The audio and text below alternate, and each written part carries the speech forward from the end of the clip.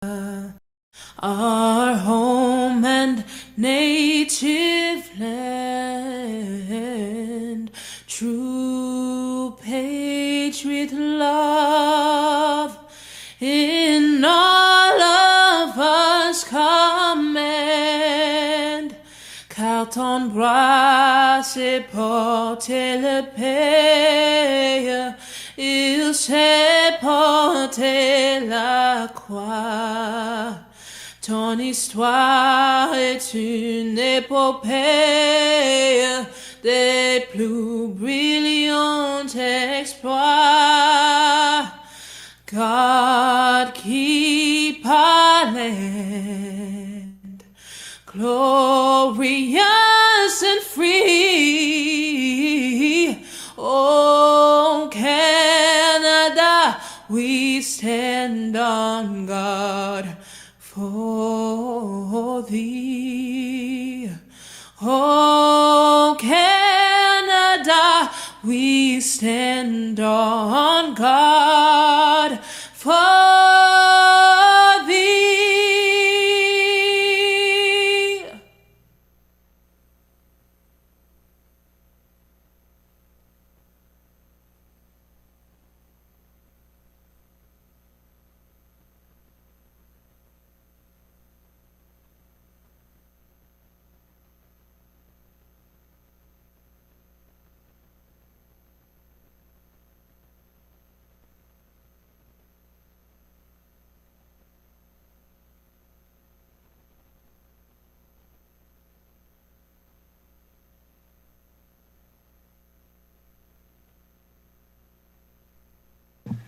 All right, thank you very much. And we'll now turn it over to Deputy Mayor Townsend.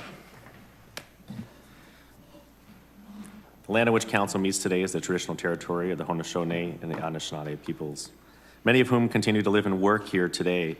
This territory is covered by the Upper Canada Treaties and is within the land protected by the Dish with One Spoon Wampum Agreement.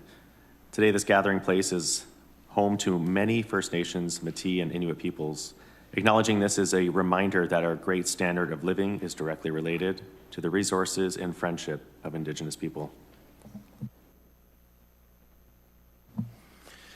And thank you to Deputy Mayor Townsend. And just got a bit of a mayor's report. I want to start off with the great celebration that took place on Friday.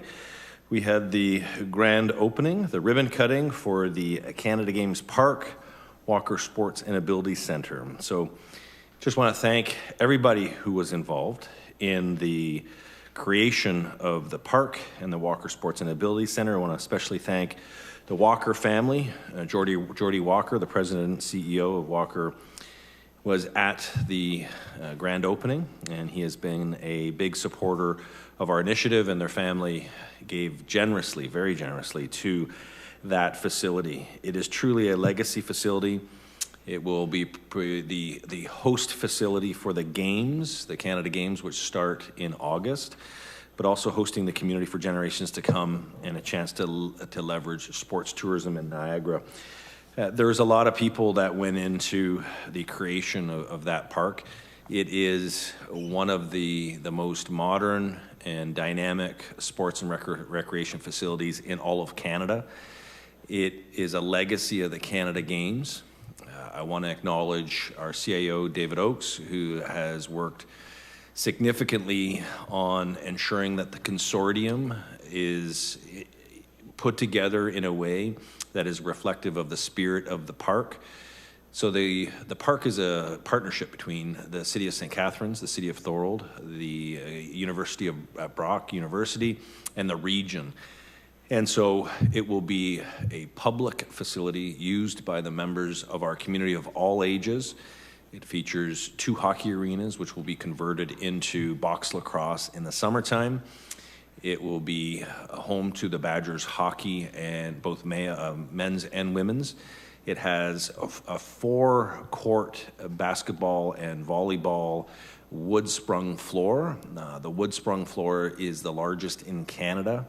It has an indoor running track that can be used by people of all ages with a rubberized surface that meets the international and national track standards, so we can have indoor track programming taking place throughout the wintertime.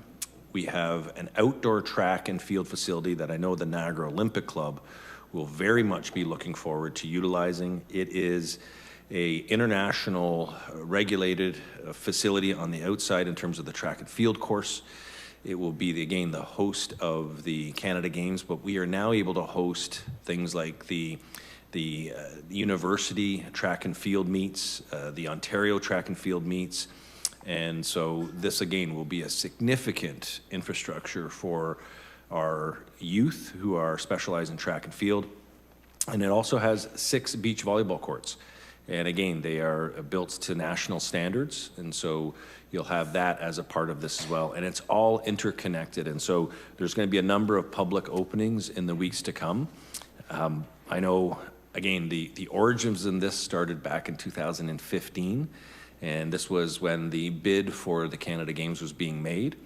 I do want to acknowledge the chair of the region at the time, Alan Caslin, who was the one who signed the document that provided the region would be a key contributor to the Games, as well as David Oakes and Brian York, Bram Cotton, Matt Hill, who were part of the Niagara Sports organization.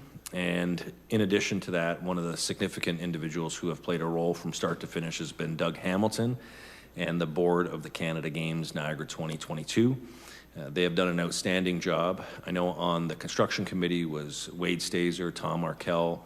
They also had Doug Hamilton on there.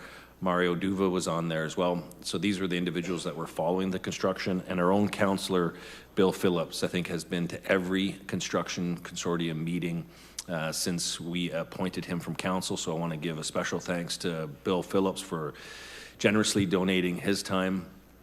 I want to thank Brock University, Gary Cumberford, who was the president of Brock, the chair of the board at the time, Gervin Farron, who was the previous Brock president, both of whom played an instrumental role, Chair Bradley, Ron Tripp, Terry Ugolini, Manoj Delawara, who's the CAO of Thorold, Scott Johnson. I'm mentioning these names because without these individuals, that facility would not be where it is. And again, it is the most impressive sports and recreation facility currently in the country because that's what the game does for communities. It allows for these legacy pieces to be built, and it's for all ages and abilities. So the arenas themselves can be converted to sledge hockey seamlessly. So we've got now 2 arenas plus the Meridian Center, which are sledge hockey compatible.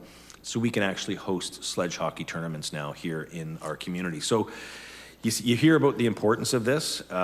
I've yet to talk to one individual who isn't supportive of that park itself because of what it'll do for the legacy of our community.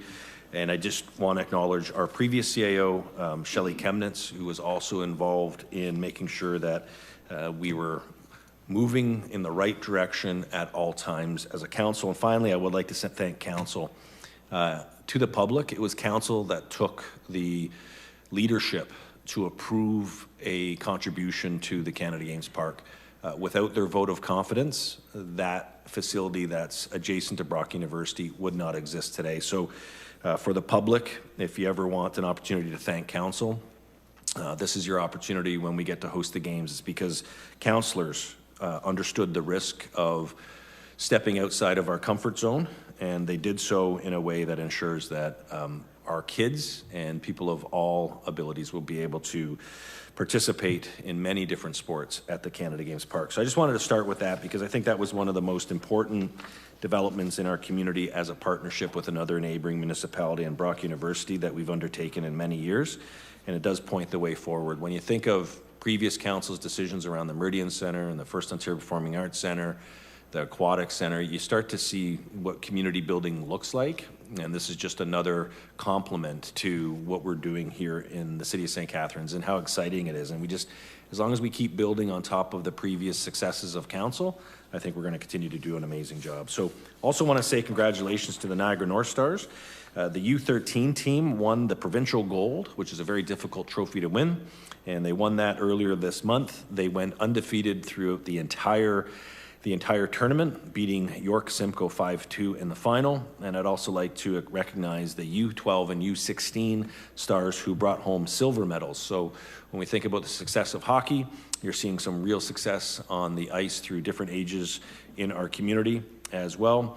Luca Testa, who was on the U16 Stars, is now playing with the St. Catharines Falcons. I think last night he got 2 goals in the game. So he's a 15-year-old playing Junior B hockey, which is amazing. The Falcons are up 2-0 against Caledonia.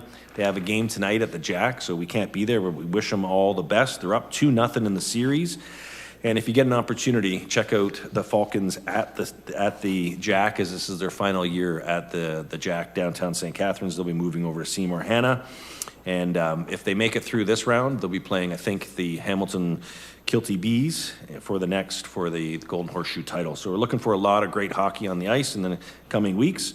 And on the road, I want to congratulate Rob Lapontier, who competed in the Boston Marathon this past week. And he came in at 3 hours, 8 minutes, and 33 seconds. So Rob is a part of our Economic Development Services team, and it's great to see him carrying the banner of being a resident of St. Catharines to the Boston Marathon. And it was great to see his time of well under 4 hours, almost under 3 hours. Congratulations, Rob. And as well, the Volunteer of the Year awards were handed out. More than 50 individuals were recognized for all their work in different organizations here in our community. It was a special event at Market Square due to COVID-19.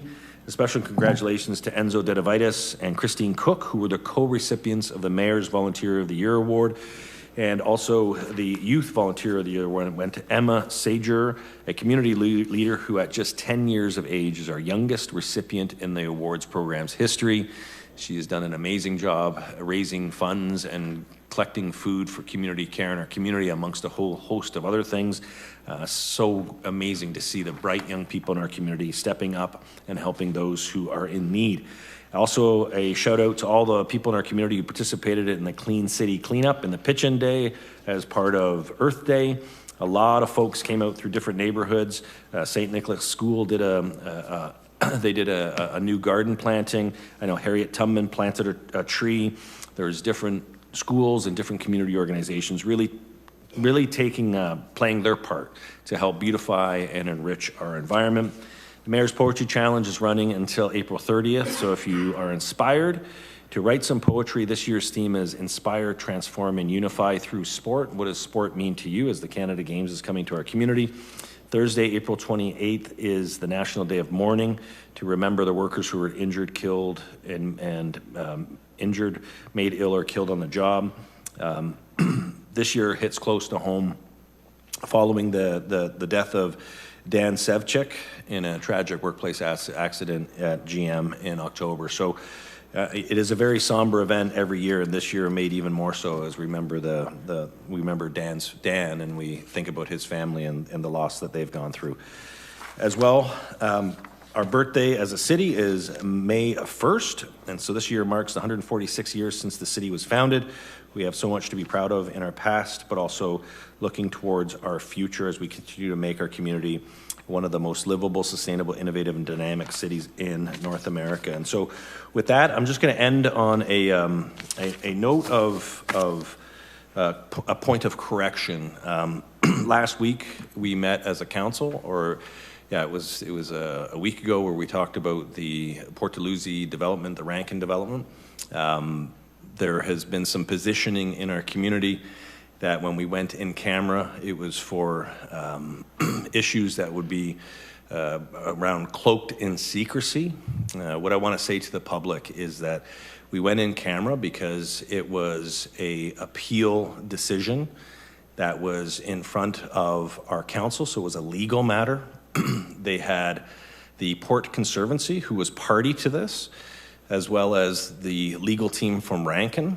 And so it was an appeal at it's called the LPAT, and it's a land tribunal hearing. And in order for council to hear the decision of both the Port Conservancy and Rankin, and for us to also sign off on the decision, we needed to go in camera, because if council made a decision to not support the decision and the direction of both the minutes of settlement for the Port Conservancy and Rankin, it would have put us into a further legal challenge. So there's people in our community that would like to position this as it was cloaked in secrecy, that we were doing something as a council nefariously, that we were misleading the community. And I can say that's something that I take seriously. And I take seriously because I believe all of council acts in a very upfront and with a lot of integrity, with the utmost integrity. So when we hear people in our community who are challenging why we go into camera and the decisions that have to be made, it would be helpful if those individuals maybe contacted the city clerk, who has the reasons why we go in camera, the CAO, who is aware of the decisions that we're having to make, or myself as mayor or any of the councillors. None of that took place. So I understand, people want to try and score points against council, but the public needs to be very aware.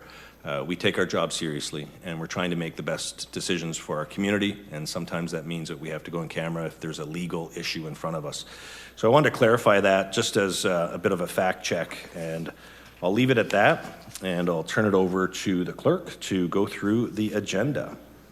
Thank you. Through you, Mr. Mayor, the following additional correspondence have been placed in Council's sugar sink folder this evening. You have a confidential memorandum from the Deputy Clerk regarding appointments to the 2029 Historic Welland Canals Task Force. You have additional correspondence from Patrick Mahoney regarding item 9.2, the demolition permit for a designated heritage property in the Port Dalhousie Heritage Conservation District, 21 Verdun Avenue. You have a memo from St. Catharines Transit Commission regarding City of St. Catharines Beach Strategy, Free Transit Incentive Request. Finally, Council, I'd like to take this opportunity to advise the public that the reason we are not holding the planned public meeting this evening to amend our animal bylaw is because Reptilia felt that due to the fact that the city's animal services provider could not be in attendance this evening, specifically the executive director, therefore their questions could not be addressed appropriately. Their legal team as well is reviewing provincial licenses that may affect their request in the long run. They respect Council's time and pass on their regrets. And that's all I have this evening. All right, any other further changes to the agenda? Councillor Townsend. Yes, I would like to add a delegate to speak to 10.2, Ms. Della Trojan.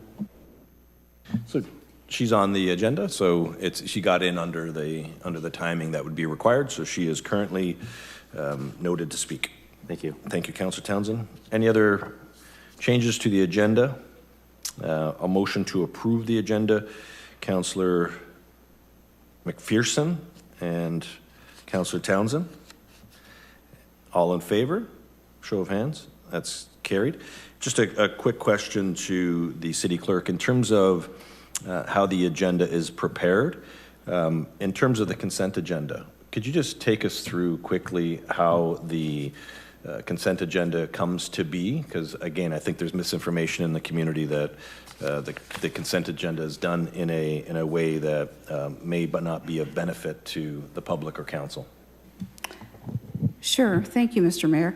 Basically, the consent agenda are items that really they're staff reports that don't require that we have delegated authority to write, or they've been asked by council, and obviously they're put there. If there is a discussion report, it usually has to do with a financial matter that supersedes the budget approved matter, or it's a matter that we consider to be something that we know is going to get pulled. We put it there, so we make those distinctions, but the consent agenda, really, we follow it, as we've said in many of our staff meetings, anybody can pull anything at any time.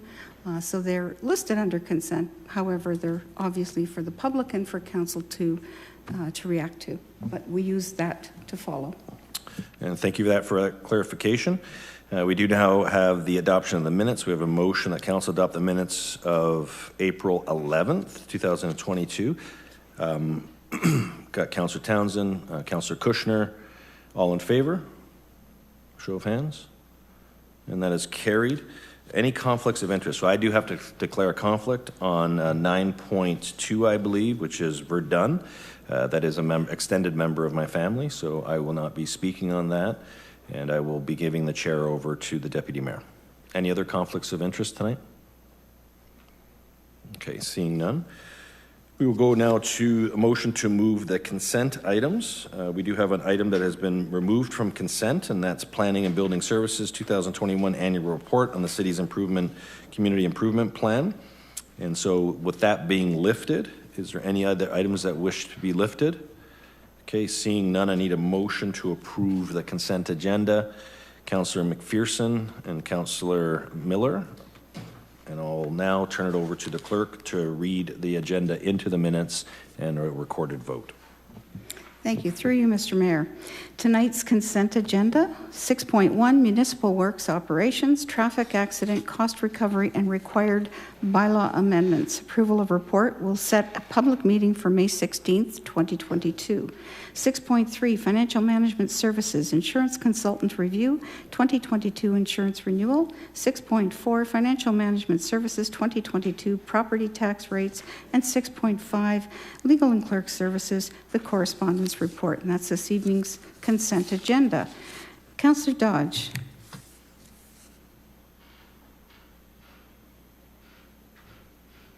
Councillor Dodge? Even with her mic on, she still can't. She still can't. So your mic is showing as it's on, Councillor Dodge, but it's not. We're not hearing you. Can you put your hand up, give a thumbs up, and say you're in favor? And then can you come back into the Zoom, maybe click out, and while we're doing the vote, you can see if we can get back in. Thank you, Councillor. Councillor Garcia. We have. It may not be you, Councillor Don. It seems that we may have an issue because I can't hear Councillor Garcia as well. Councillor Williamson, can you just say a couple words? No, we can't hear him either. So it's an issue on our side. So if you could just wait, councillors who are on Zoom, we're going to try and figure out what's going on.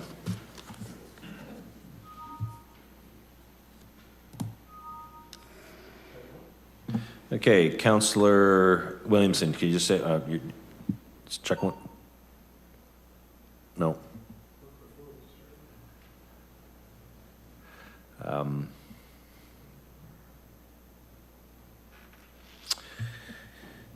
When can we see if one of you on your computer, if they can hear each other? And I'll turn my mic.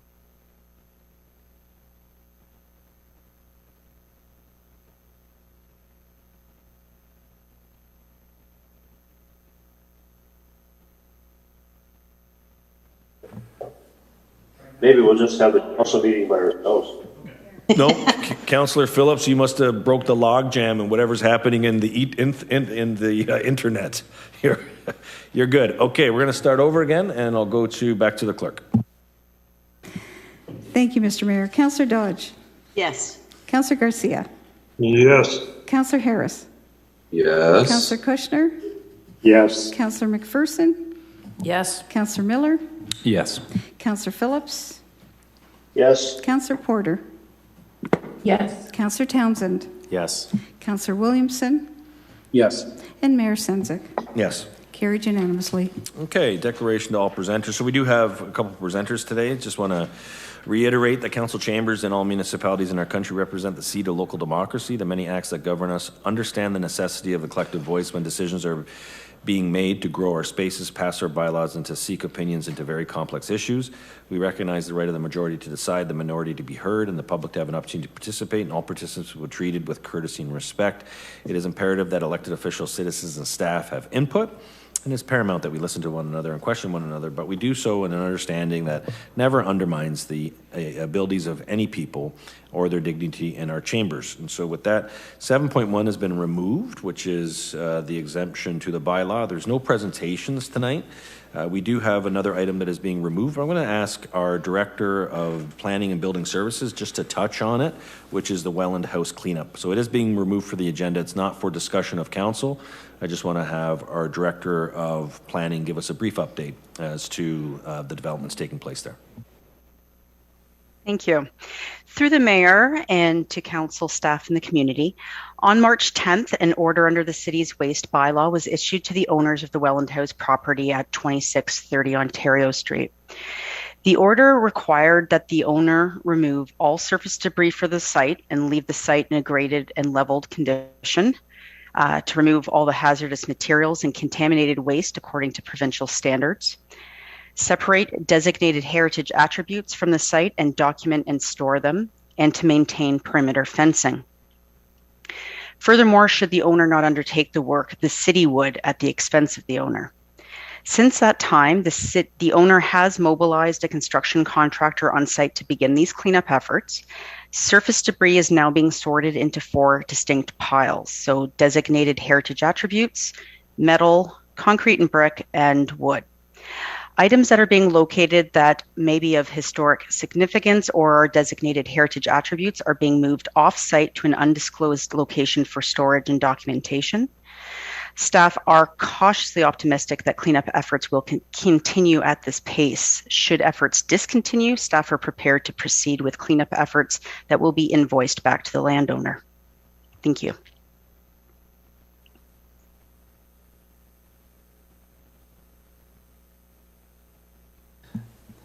Thank you, Director Kate, and I'll go to Councillor Kushner.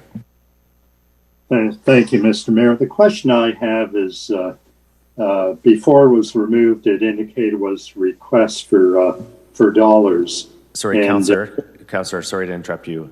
I just need you to wait 1 second before, because there's...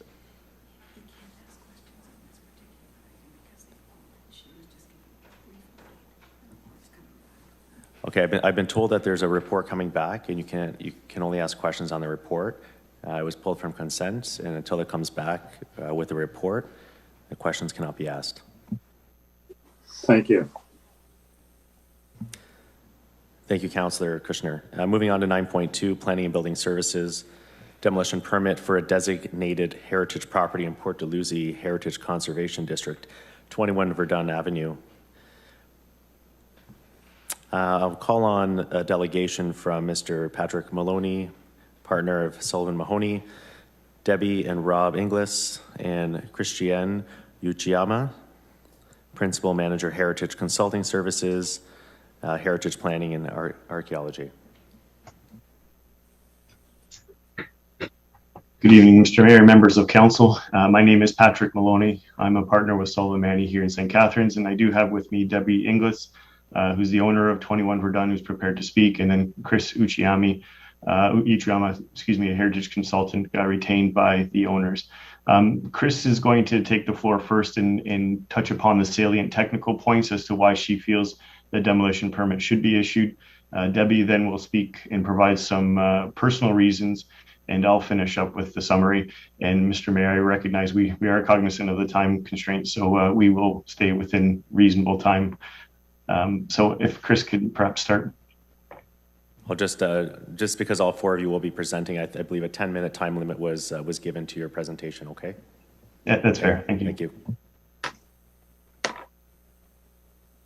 Thank you kindly. And I believe there was a PowerPoint slide file that was provided to the clerks. Fantastic. Thank you very much.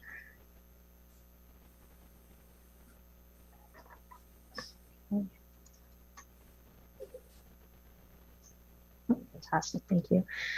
So thank you very much for the opportunity to speak today. LHC was retained to undertake a cultural heritage impact assessment for 21 Verdun in the Port Dalhousie HCD. The full report's been provided to you, but I'd like to just take a few moments to touch very briefly on our process and some of our key findings. LHC researched the history of the property, Verdun Avenue, and we reviewed the existing conditions of the property and the surrounding streetscapes. Our analysis informed an evaluation using Ontario Regulation 906 criteria under the Ontario Heritage Act, and we've determined that although the property was constructed around 1944, prior to the 1950 threshold of the guidelines, it doesn't meet any of the criteria for determining cultural heritage value or interest, even when considered in the context of the HCD. The property itself has undergone quite a bit of alteration, both inside the residence and to the overall property. Next slide, please. The property is not directly associated with any significant individuals, themes, nor any significant periods of development for the HCD itself. In fact, it was constructed later than other parts of Verdun Avenue itself, in some cases more than 20 years later than properties, particularly on the south half of the street. Next slide, please. So due to several factors, including the evolution of the property, the fact that the property was originally 3 lots and the house is constructed over 2 residential lots, it's wide and shallow compared to the characteristic long, narrow houses to the south. The property was determined not to be important in defining, maintaining, or supporting the character of the streetscape. Next slide, please. When Debbie and Rob Ingalls came to LHC, they'd already considered a number of possible design alternatives to try to retain the existing structure, and worked with their contractor and architect and had determined that alteration to the existing structure is not feasible within in a design that meets their mobility requirements.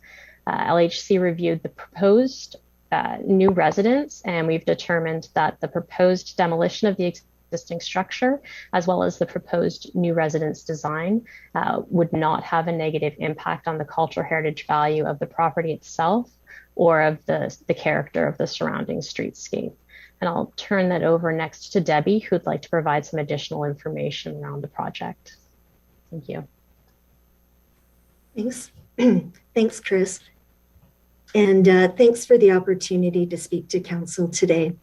I'd like to first provide some background to our application to demolish so you can understand the importance of this location to us. My husband and I were both born and raised in Port Dalhousie. In fact, my husband Rob grew up in the house on 21 Verdun. So this proposal to demolish does not come lightly to us. We actually met at the age of 4 years old at nursery school at the Lions Club, which is located right behind our house. We went to Gracefield and MacArthur for grade school and on to Lakeport. We were married at St. Andrew's Church on Main Street, and we now want to retire back to Port to this location to age in place. There has always been an Ingalls in Port since the 1800s. Rob's grandfather and great uncle were both born on Johnson Street, just one street over from our house. His grandfather lived on Johnson his entire life, and Rob's great uncle was killed in World War I and is recognized on the cenotaph on Ann Street. We would like to keep that cultural heritage connection of his family to Port by moving back here for our retirement. So why are we here today? Well, our raised bungalow at 21 Verdun, as it sits now, does not meet our needs for aging in place due to all the stair transitions that are present in the house. The heritage consultant report shows the lack of heritage value, as you just heard from Chris, and removing it would not take away from the streetscape. It is not integral to the streetscape. The house is starting to have issues with flooding twice in the last 6 years, sewer back up in 2018, pipes are disintegrating, floors are shifting, all the things that no longer made it feasible for my mother-in-law to manage the house on her own. So she sold the house to us and moved out last year. As Chris mentioned, we've already undergone 3 house designs in the last year and a half, looking at other options than tearing down. But to achieve a house we can age in place in, our only option is to tear down and build. From the survey on the next slide, if I could have the next slide, please.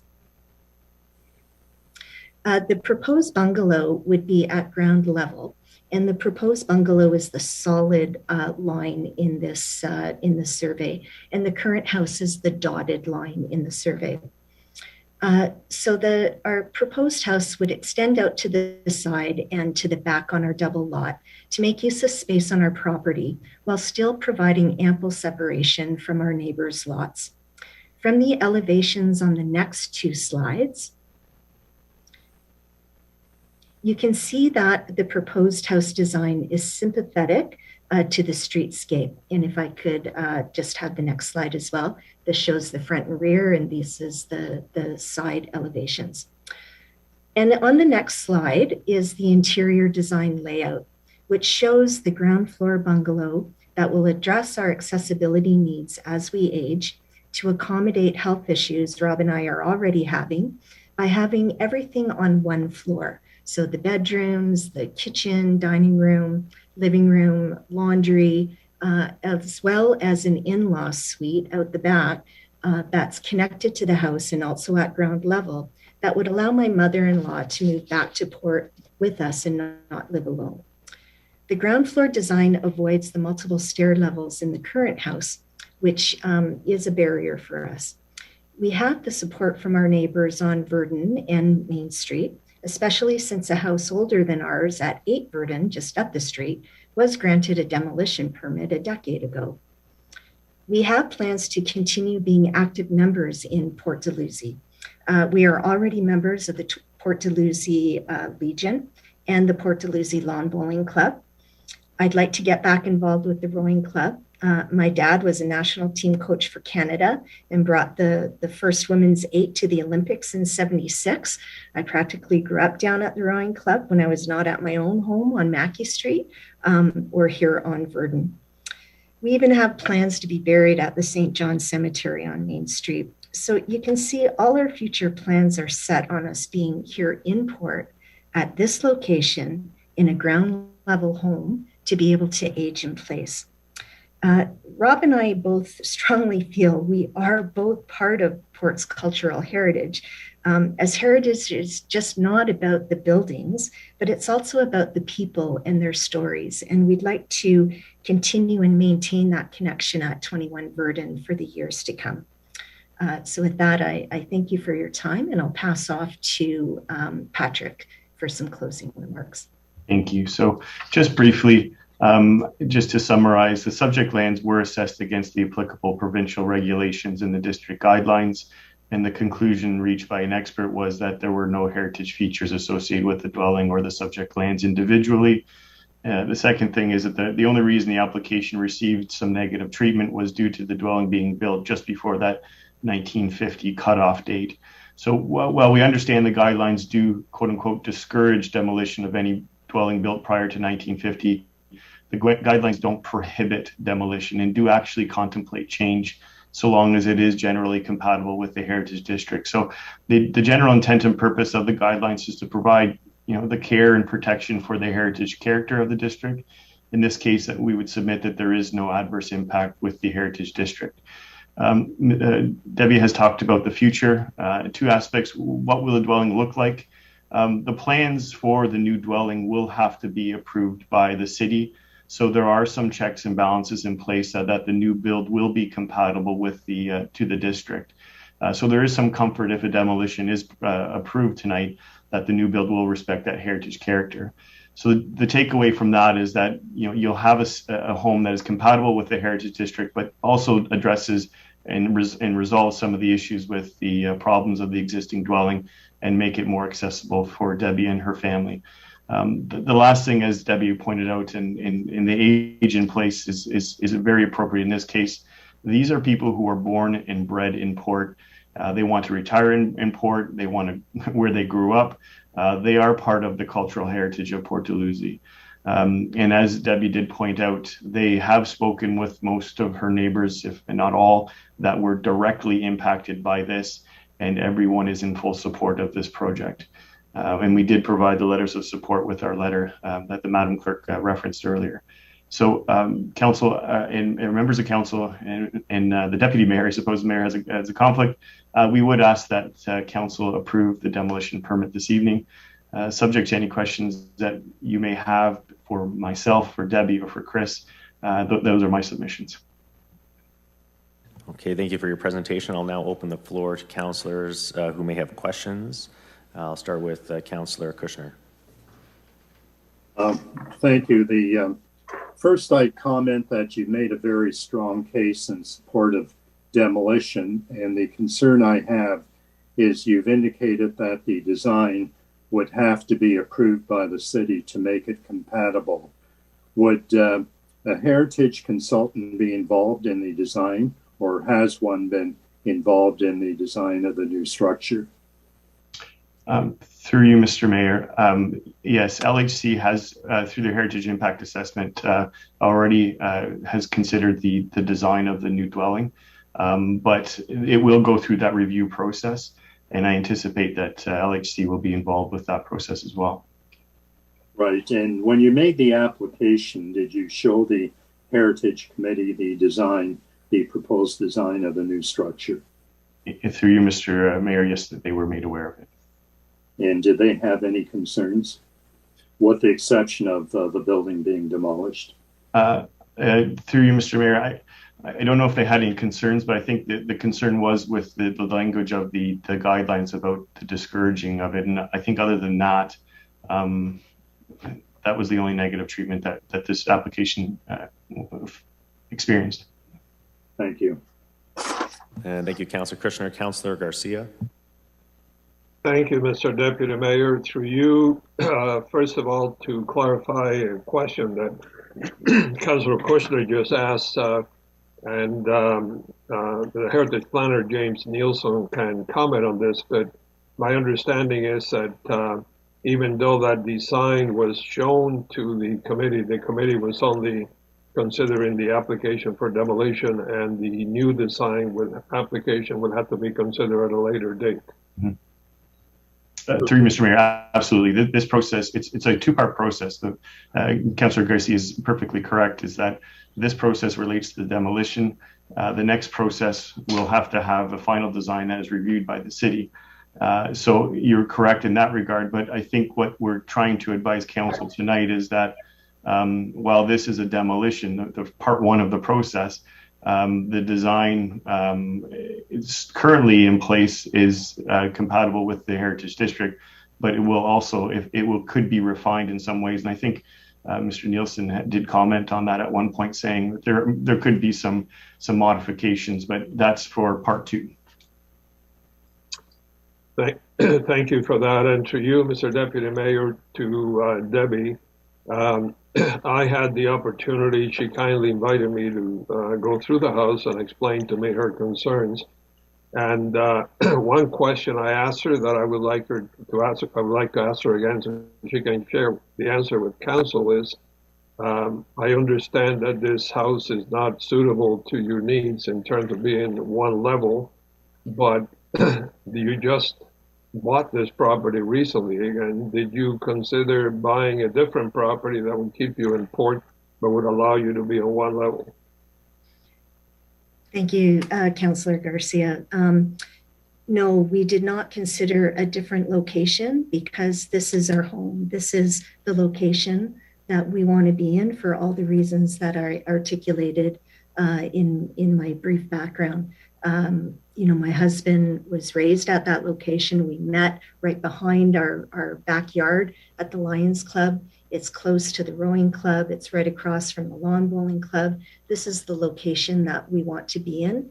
We want to age in place here. There's a lot of sentimental value to this location. Right across the street is my husband's grandparents' home, which still stands on Johnson Street. So that was the location that that we want to be in when we come back to port. Okay, thank you. Thank you, Councillor Garcia. I had Councillor Williamson's hand up. I think it's gone down though. Well, yes, it has. But if I could, Deputy Mayor, through you to Debbie, I don't know if has there been any discussion in terms of outside landscaping or any kind of a site plan, and because we've got a beautiful backyard with potential for some plantings. We've got we're going to be talking about trees tonight. I just wondered if you might be amenable to putting some pollinators or potentially some vegetation, some indigenous plantings in the back. Yes, thank you for that question. Sorry, I don't know the proper protocol to answer, but we haven't really had those discussions, but of course I would be very much open to that. Growing up, when I left port to a farming in the agricultural community and sustainability are very important concepts for me. We're actually planning to bring a tree back to Port Dalhousie that we removed from Port Dalhousie when it was just a seedling and planted on our farm. And we have permission from the people we sold the farm to bring that tree back to port. So those sorts of things we would be very open to discussions on. We just, I would say we haven't gotten that far in our plans yet. Sure, I'm happy to hear that. Thank you. Thank you, Councillor Williamson. Moving over to Councillor McPherson. Thank you, Deputy Mayor. I just have a couple of questions. If through you to the Heritage Planner, can you just remind us why 1950 was chosen as a date? Was there rationale? I remember being on the Heritage Committee at the time, and I remember it sort of being an arbitrary date as opposed to something that was really specific about the builds and the buildings within Port Dalhousie. So if you could just clarify that. Through the chair to the councillor, I'm actually not aware of why the 1950 date was created, but that was essentially what was approved by council. Okay, thank you. And the second question, when I was on the committee, and I was on the Heritage Committee for quite some time, there was a demolition rating system that was created and used, and I left the committee in 2018, and we were still using that rating system at the time. And in looking at the minutes of the February 27th, 2020 meeting, it was approved that, I know you were in the process of updating the rating system, and at that meeting, at the subcommittee meeting, a motion was made to approve the new rating system, and then that was approved again at the 27th of February meeting. So I'm just curious, was the rating system used when discussing this building? Because I do recall it was very, very helpful in creating a very, giving really clear guidelines to the committee and an explanation as to why a building wouldn't be demolished. Yeah, so through the chair to the councillor, just to provide some clarification, some more information. In June 2019, the permit committee voted to discontinue the demolition rating system that had been in place. Later that year, the committee formed a subcommittee to reevaluate the criteria in the demolition rating system. The committee met 3 times, and at their last meeting, the motion that was made that the councillor referenced, they passed that motion recommending a numerical rating system. But they acknowledged in the minutes that further work was required by both the subcommittee and the heritage planner.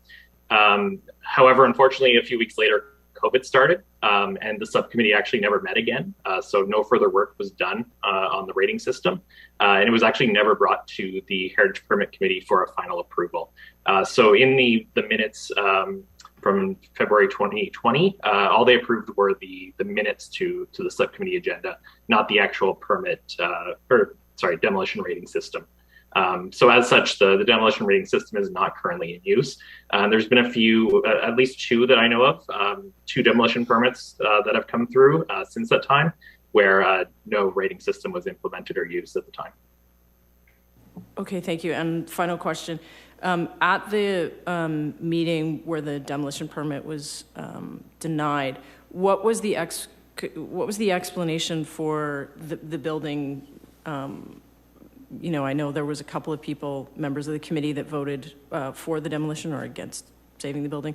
But what was the rationale that the committee gave beyond it was just the 1950 deadline or date? Through the chair to the councillor, the 1950 date was very much what the committee leaned on in their decision. Thank you. Thank you, Councillor McPherson. I have Councillor Porter. Thank you, Mr. Deputy Mayor. I have a quick question for Ms. Inglis. Thank you for your presentation. You had to hire a lawyer and a heritage planner. It looks like one of the best heritage planners in the province to help with this project. I'm just wondering if you could give me an estimate of how much additional time and money it's been costing to kind of go through this process and have to hire these kinds of experts onto your project. Yeah, I would say at this point, it's probably about $15,000 that we've incurred in costs for the report and the legal counsel. Okay, thank you very much. Thank you, Councillor Porter. Do I have any other questions of council? And seeing none, I just want to thank the delegates for your presentation today. Thank you, Mr. Maloney, Mrs. Inglis and Ms. Uchiyama. And with that, I will now bring the staff recommendation to the floor. Should we accept the presentation? Can I have a motion to accept the presentation? Councillor Miller, Councillor McPherson, all in favor? And that's carried. And the motion to the floor, and I will just remind councillors that the staff recommendation, if anyone would prefer to bring forward an alternative motion, the staff recommendation would have to lose first. Okay, I'll open the floor to questions now that the recommendation is on the floor. Do I see any questions? I got Councillor. I had a question. Shouldn't someone put it on the floor? Yeah, sorry. Thank you. I need a mover and a seconder. Do I have a mover to move the motion? I've got Councillor Garcia. I actually have a question. Did we not just do a motion to, or do we have to defeat this? Because lots of times we just change the motion and just vote for it. Councillor, that's correct. If there is to be an alternative motion, this motion, the staff recommendation would have to be defeated first. But first I need a seconder before we can discuss the motion and put it on the floor. I've got Councillor Garcia moving it and a seconder, Councillor Williamson. Okay, questions? I have Councillor Miller, followed by Councillor Williamson, Garcia, Kushner. Thank you. Through you to staff, I guess. Do we have an estimate? Because it's been a while since we've had one of these. I remember, I think we had a few early in our term, but I guess maybe since 2003. But perhaps you want to shorten that time frame. How many of these permit requests have we had, and how many have been approved? Chair, to the councillor, unfortunately, I wouldn't have that information off the top of my head. I'm not sure if Director Kite might have a little bit more data than I do. I'll defer to her, perhaps. Through the chair to the councillor, we don't have that information at hand, but we're happy to look it up after the meeting and send you a message on it.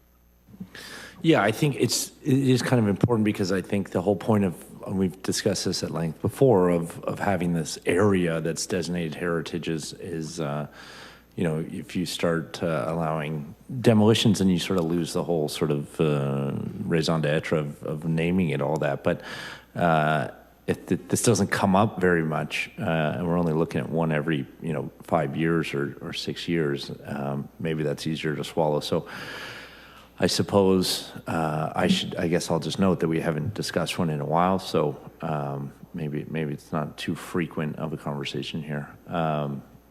Yeah, and that's it for me. Thanks. Thank you, Councillor Miller. I have Councillor Williamson, followed by Garcia Kushner. Thank you, Mr. Deputy Mayor. Even though I've seconded it, I'm not speaking in support of it. I don't see a whole lot of heritage merit in this wartime dwelling. Dwelling in itself, that is. I fully understand the argument that Councillor Garcia makes about protecting the integrity of the whole district in a larger perspective. But the streetscape's changed already. There's a new build next door. And I think the new design is pretty complementary, fits in, and is compatible with the existing streetscape. Sometimes we just need to be flexible and reasonable in our application of the heritage bylaw. And also, when you have owners who have their heart set on not restoring a building, we know what happens. It tends to not work out well, becomes more of a challenge. And I think on a positive side, with the in-law suite being in there, it does improve the efficiency and the efficient use of the land a little bit by you kind of got a unit and a half or almost 2 units. So I will be supporting approval of the heritage application if this gets turned down. Thank you. Thank you, Councillor Williamson. Councillor Garcia, followed by Councillor Kushner. Thank you, Mr. Deputy Mayor. I just wanted to share some perspective here with my colleagues. First of all, I fully understand and appreciate the owner's concerns and need to be on one floor and so on. But I wanted to give a perspective because I think I'm uniquely positioned in that I was involved, first of all, as a volunteer canvassing the community to get the Heritage District. And secondly, I was involved in the committee that drafted the guidelines to begin with. And just to explain, because most of my colleagues on council are not as familiar, and heritage is a pretty unique, different area. The Port Dalhousie Heritage District, when it was designated, the public, the residents felt particularly that they did not want a heritage district that was strict, sort of like Niagara on the Lake. The comment was always made, where they tell you what color to paint your doorknob. So the guidelines were fairly flexible, and they focus on the fact that Port Dalhousie is an eclectic area with many different homes. They're not classic heritage homes that you would find in Niagara on the Lake or in the Yates District. There are a few, but not many. And most of them were relatively poor homes that were built for workers who worked on either the canals or the dry docks and so on. So because of that, the district is composed of a number of small, large, different shapes homes, and the streetscape is more important in terms of how things fit together. So I wanted to explain that to give you the background of why the committee decided not to support it, because the guidelines discourage demolition, and the reality is there is nothing wrong with the house as far as livability. And Mrs. English knows that she could live there, or somebody could live there, but it's not for her needs at this time. So I just wanted to give that background and say, because of that, I have to support the Heritage Committee, because I understand why they voted the way they did. Thank you. Thank you, Councillor Garcia. Councillor Kushner. Thank you. I think it's most unfortunate that we do not have a demolition rating, and that occurred because of COVID.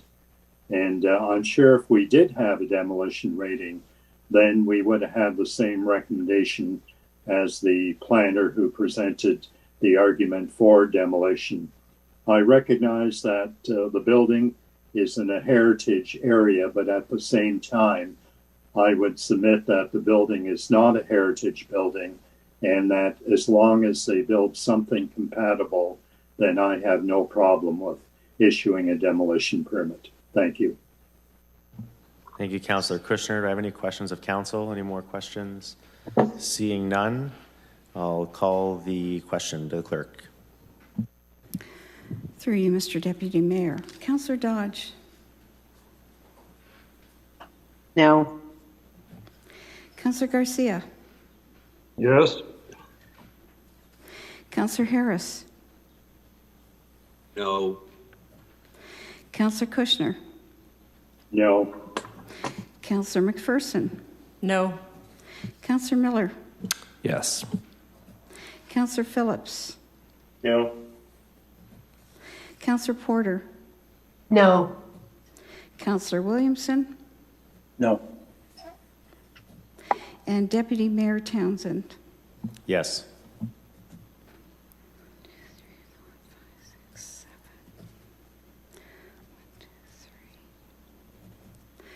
7 noes, 3 yes. So the motion lost. The motion is lost. Can I get the councillor to move an alternative motion to approve the demolition? I've got Councillor McPherson and Councillor Porter. And call the question. Thank you. Through you, Mr. Deputy Mayor. Councillor Dodge. Yes. Councillor Garcia. No. Councillor Harris. Yes. Councillor Kushner. Yes. Councillor McPherson. Yes. Councillor Miller. Sorry, just point of order. If this got turned down, it would just de facto pass if we don't make a decision. I'm not, let's go through this first, please. Yes. Councillor Phillips. Yes. Councillor Porter. Yes. Councillor Williamson. Yes. And Deputy Mayor Townsend. No. And that's carried. Okay, moving on. The mayor will take the seat again.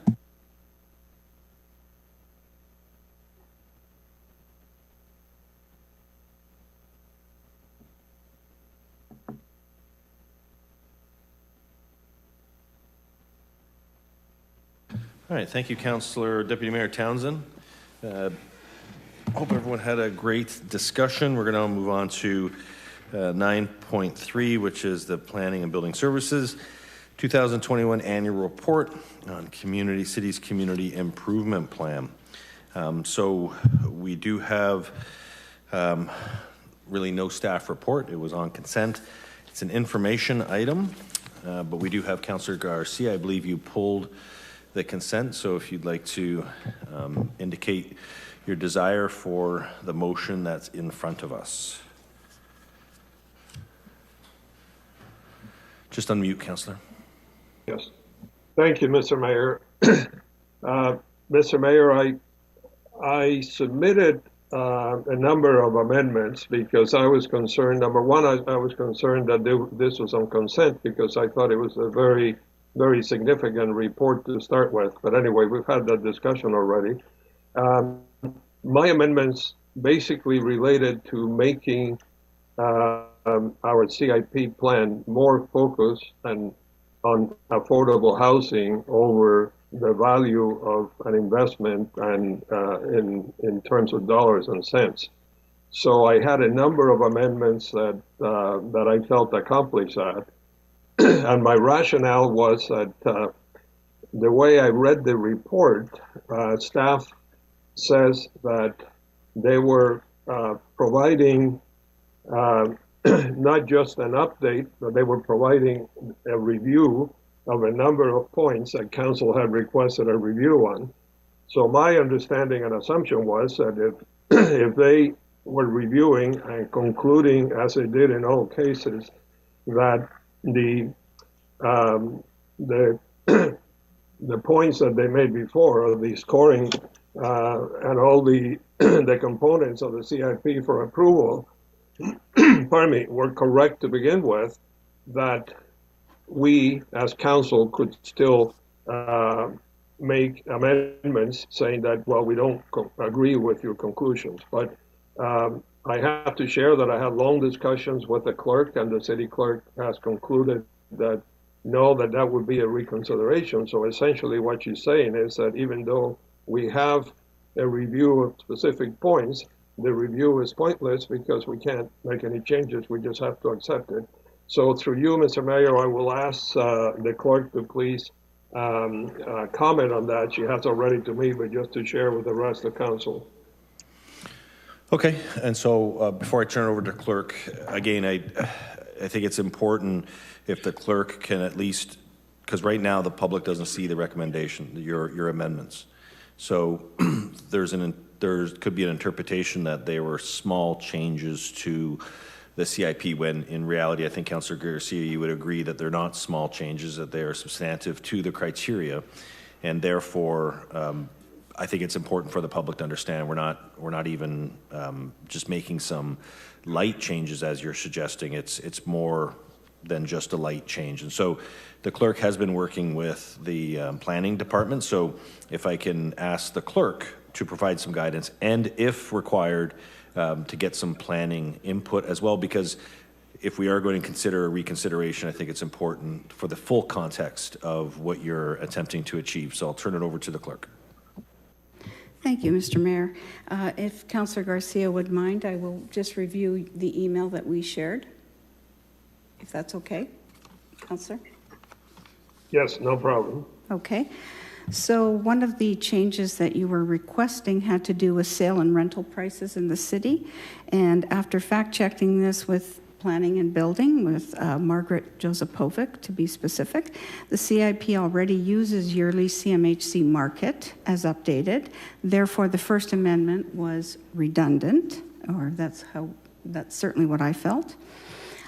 Your other points about scoring evaluation criteria all are considered a reconsideration, and that was because there is a 77-page bylaw which council approved, and it has all the information in. Therefore, it was approved on November 9th, 2020. And so anytime you open a bylaw to consider or make changes such as that, you need to reconsider. That's what your procedures tell you. So it's not that I'm denying it. It's your procedures it's a reconsideration matter. Plus, the amendment that you did ask about the ADU, which is accessory dwelling units, I believe, which is part of tonight's motion, could have been brought forward, and it's basically direction to staff. And that was my reasons. Thank you. Okay, Councillor Garcia, I'll just turn the floor over back to you.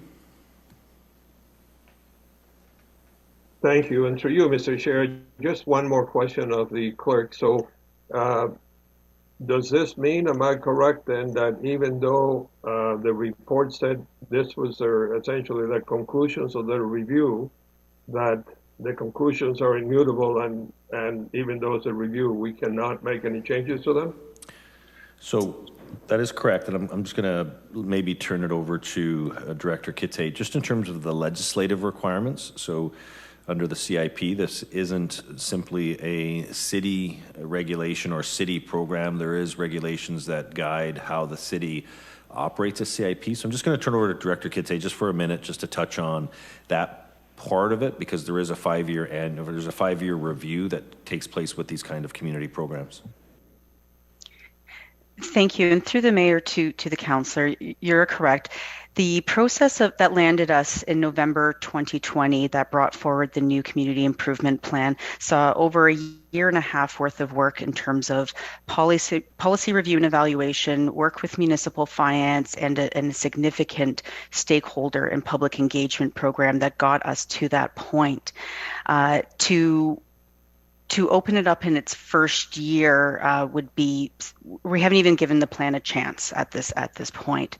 Any changes to the plan would require further public meetings, further policy analysis, and more reports to council.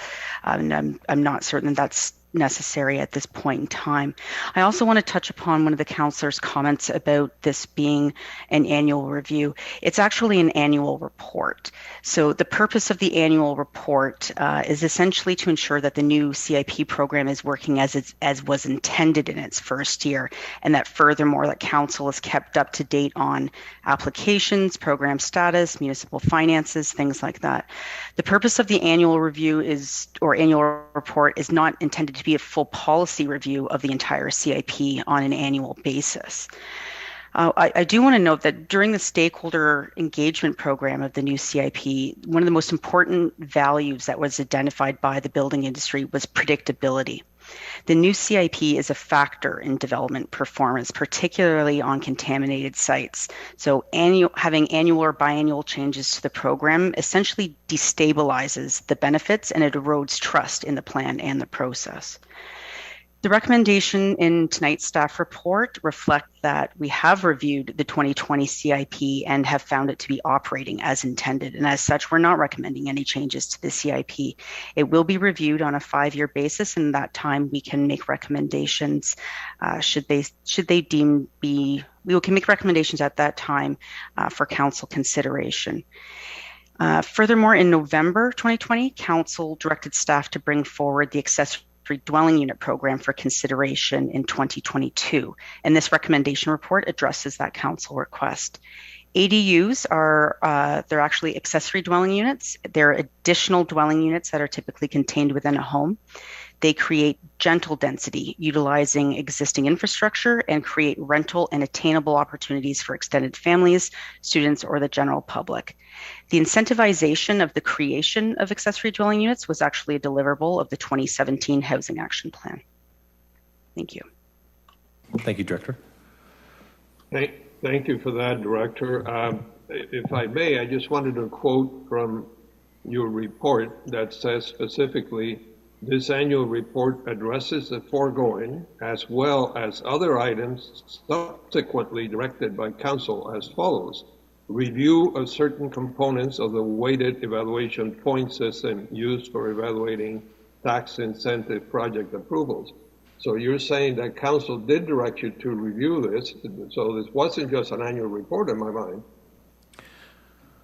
So I'll turn over to the director, but I believe, again, an annual review is something that boards on multiple different organizations and corporations do. It doesn't mean that you open up the policy and rewrite it, if you will, but I'll allow Director Kitse to provide direction since she wrote the report, or she was the signer of the report, because I believe Ms. Semple, the CIP coordinator, has also contributed to the report as well. Through the chair to the councillor, staff reviewed the criteria and determined that no changes were necessary and the program was operating as intended. Thank you for that. And I guess my last point, Mr. Mayor, is for you. So the conclusion is, Director, that if staff reviewed it and concluded that no changes were required, that means that we as councillors are not able to recommend any changes at this time. Through the chair to the councillor, if council as a whole wishes to open up the CIP all over again and direct staff to start, wants to provide staff with direction on what to bring forward, then that is the will of council, and we will abide by that. That being said, we're looking at, it's not part of any work plan for the next 3.5 years, and we just don't have the time or the resources to take something on like this again when we just finished it. Okay, so Councillor Garcia, so we don't want to get into a debate when there is nothing on the floor yet. Thank you very much, Mr. Mayor. I'm disappointed, but I got the answer. Okay, so I just want to check with Councillor Garcia. Do you want to enter any reconsideration, or are we just going to move forward with the information? Yeah, Mr. Mayor, I cannot, because as the clerk pointed out to me, I voted against most of the things to begin with. So it would have to be somebody who voted for them who would have to ask for them to be reconsidered. Okay. Okay, I'm not seeing any hands up. So we do have the information. Councillor Mr. Mayor? Yeah. I have my hand up. Oh, I didn't see it. On our screen right now, it's not showing that your hand's up. So if you could do that again, Councillor. On my screen, it shows that I've raised my hand. Okay, I just want to check with the clerk. Are you seeing it?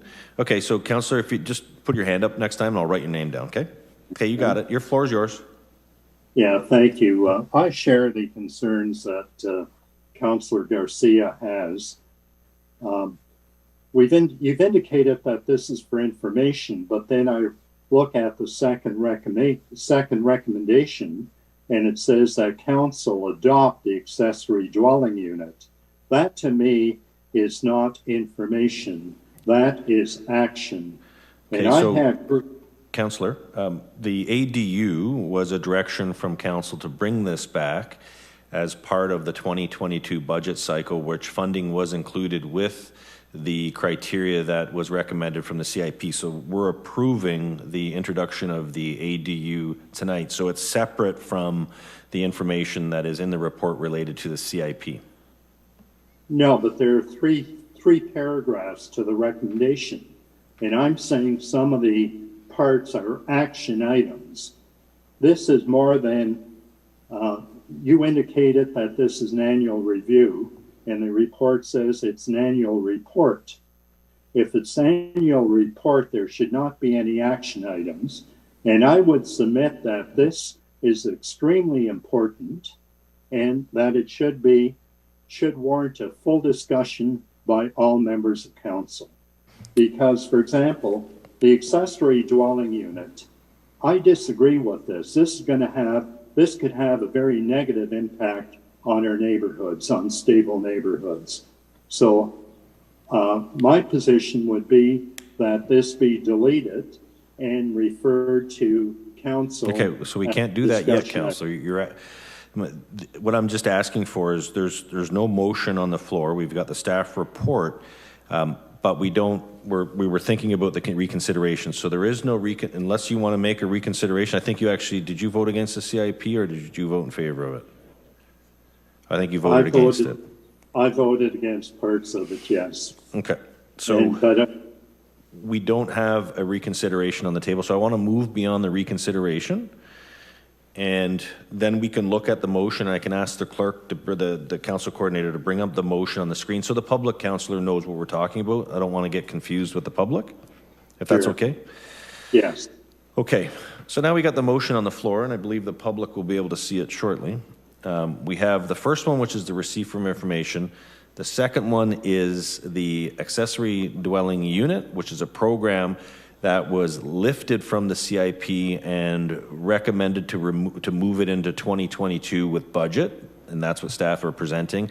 Then the third paragraph is an authorization to delegate certain matters, which is part of the CIP.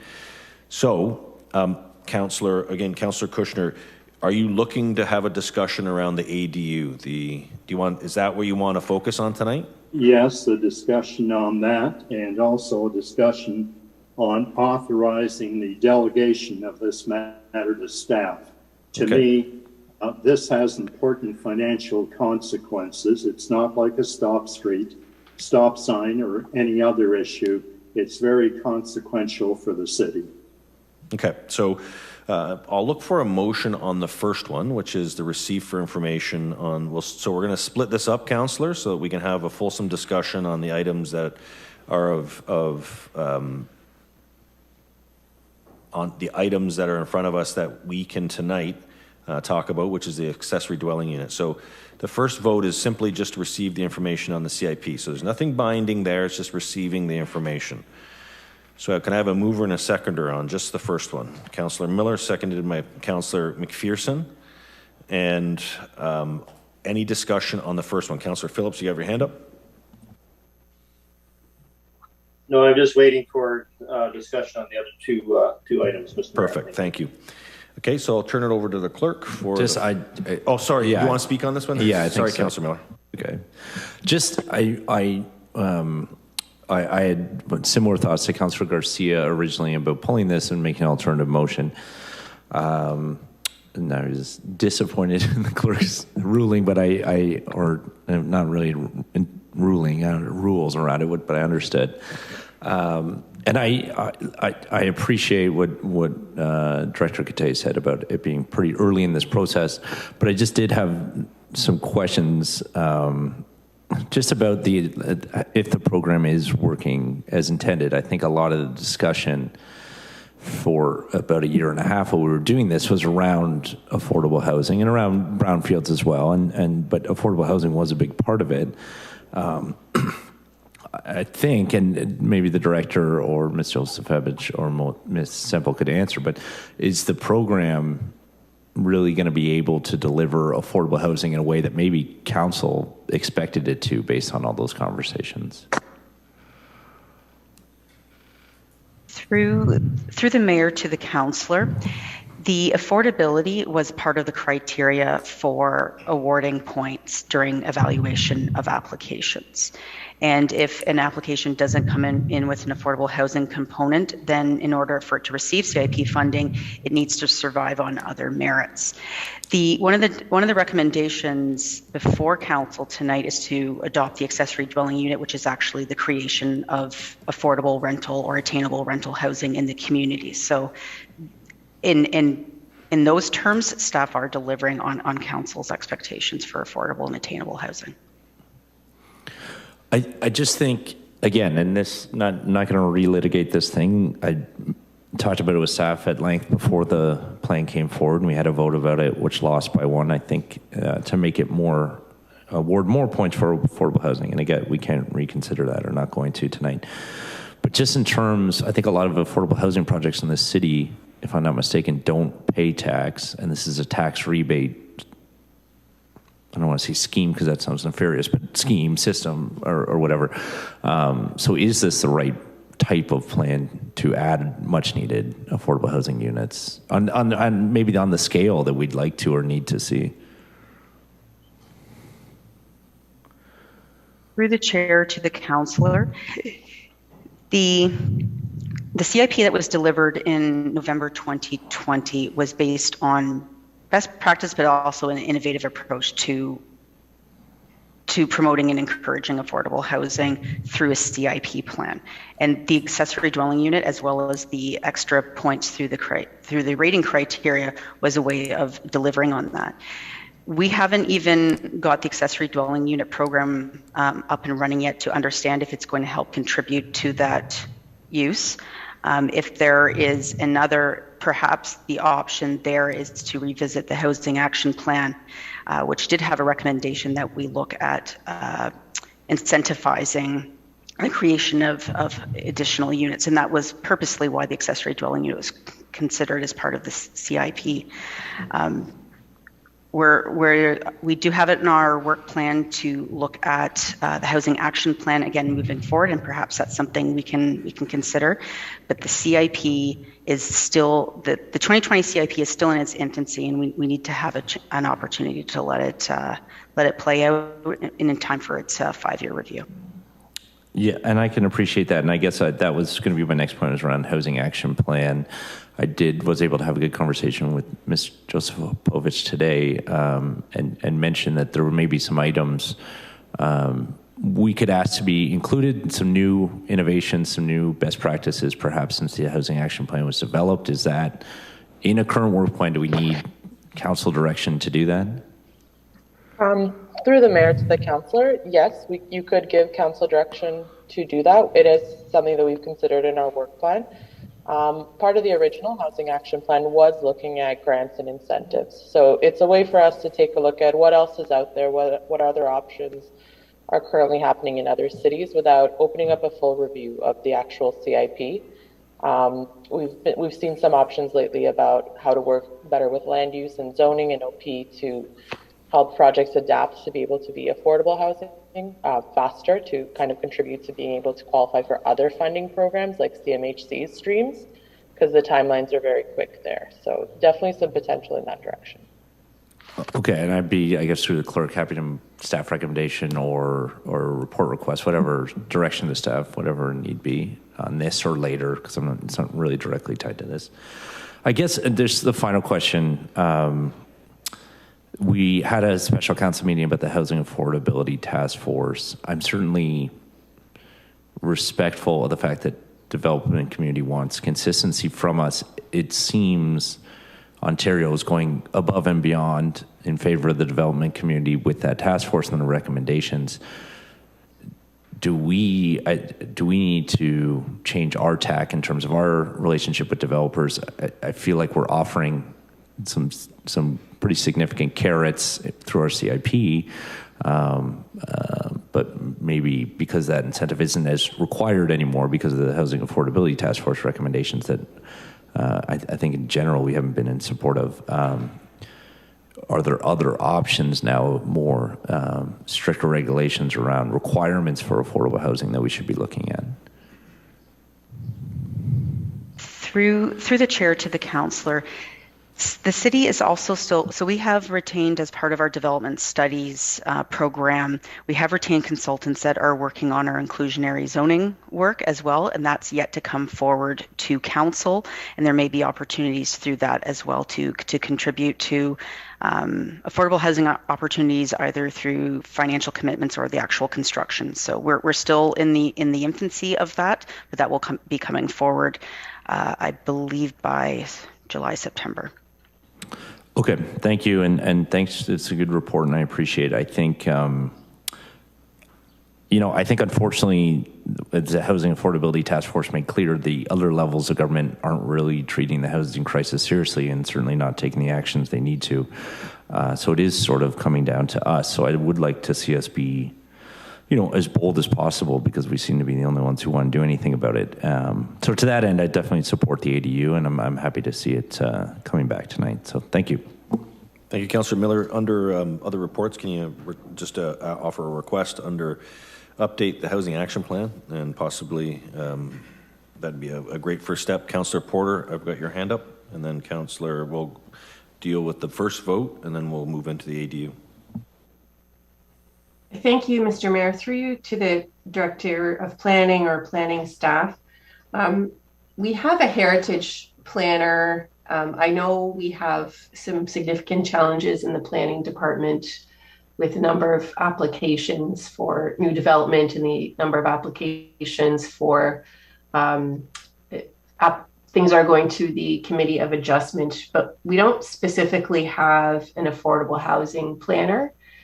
And I did attend some meetings with other levels of government, and there are often new funding opportunities coming out from CMHC, for example, or the federal government related to rapid housing initiatives. And sometimes those are challenging applications to apply for, whether you're a not-for-profit or if you're a developer looking to get into CMHC funding.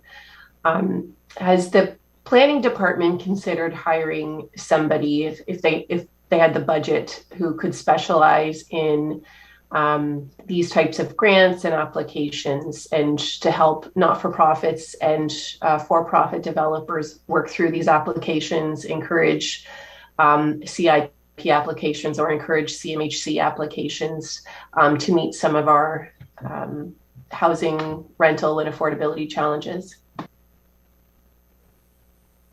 Through the chair to the councillor, I've been quite open with this council as to the state of staffing in the planning department, but for the past few years, but as well as going forward. We're currently low. We're currently behind at least 6 positions, and if certain new legislation is brought on board, we're going to be deficient a lot more.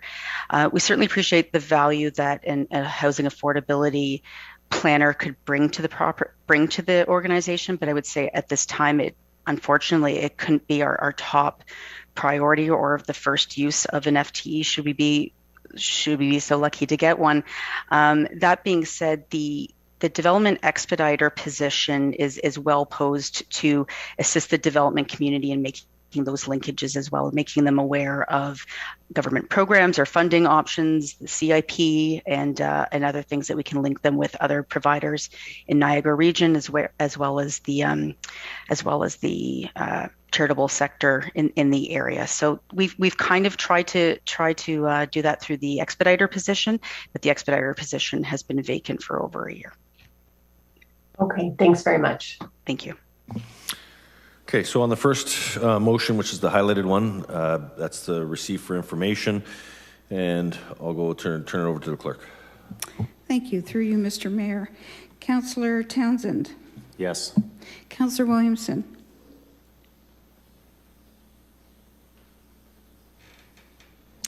I don't see him on the screen. Okay. Councillor Porter. Yes. Councillor Phillips. Yes. Councillor Miller. Yes. Councillor McPherson. Yes. Councillor Kushner. Yes. Councillor Harris. Yes. Councillor Garcia. Yes to receive for information only. Councillor Dodge. Yes. And Councillor Williamson. Yes. Mayor Senzik. Yes.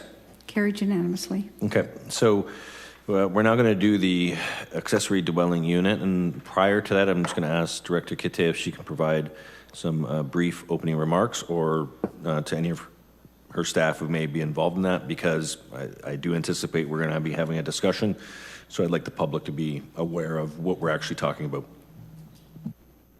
Thank you. So through the mayor, the 2017 Housing Action Plan had put forth a recommendation that an incentive program be considered for accessory dwelling units, and we decided to roll that into the 2020 CIP. Accessory dwelling units are additional dwelling units or that can be contained within a home. Sometimes they're referred to as basement apartments, but essentially we can utilize existing infrastructure and create additional gentle density within our established neighborhoods. It also creates affordable, attainable, and rental opportunities for people so they can age in place or with their families, or extended families can live together. It's opportunities for students. It's also opportunities for those who may not or choose not to enter the market housing ownership route. The 2020 CIP included that as part of the program. We're bringing it forward again, and as you had mentioned earlier, the operating budget includes the funds to do so for this year. Thank you, Director Kitte. Now I've got a speaking list. I got Councillor McPherson, I've got Councillor Phillips, Councillor Townsend, Councillor Kushner. I believe you want to speak to this as well? Yes. Okay, so we'll start with Councillor McPherson. Thank you, Mr. Mayor.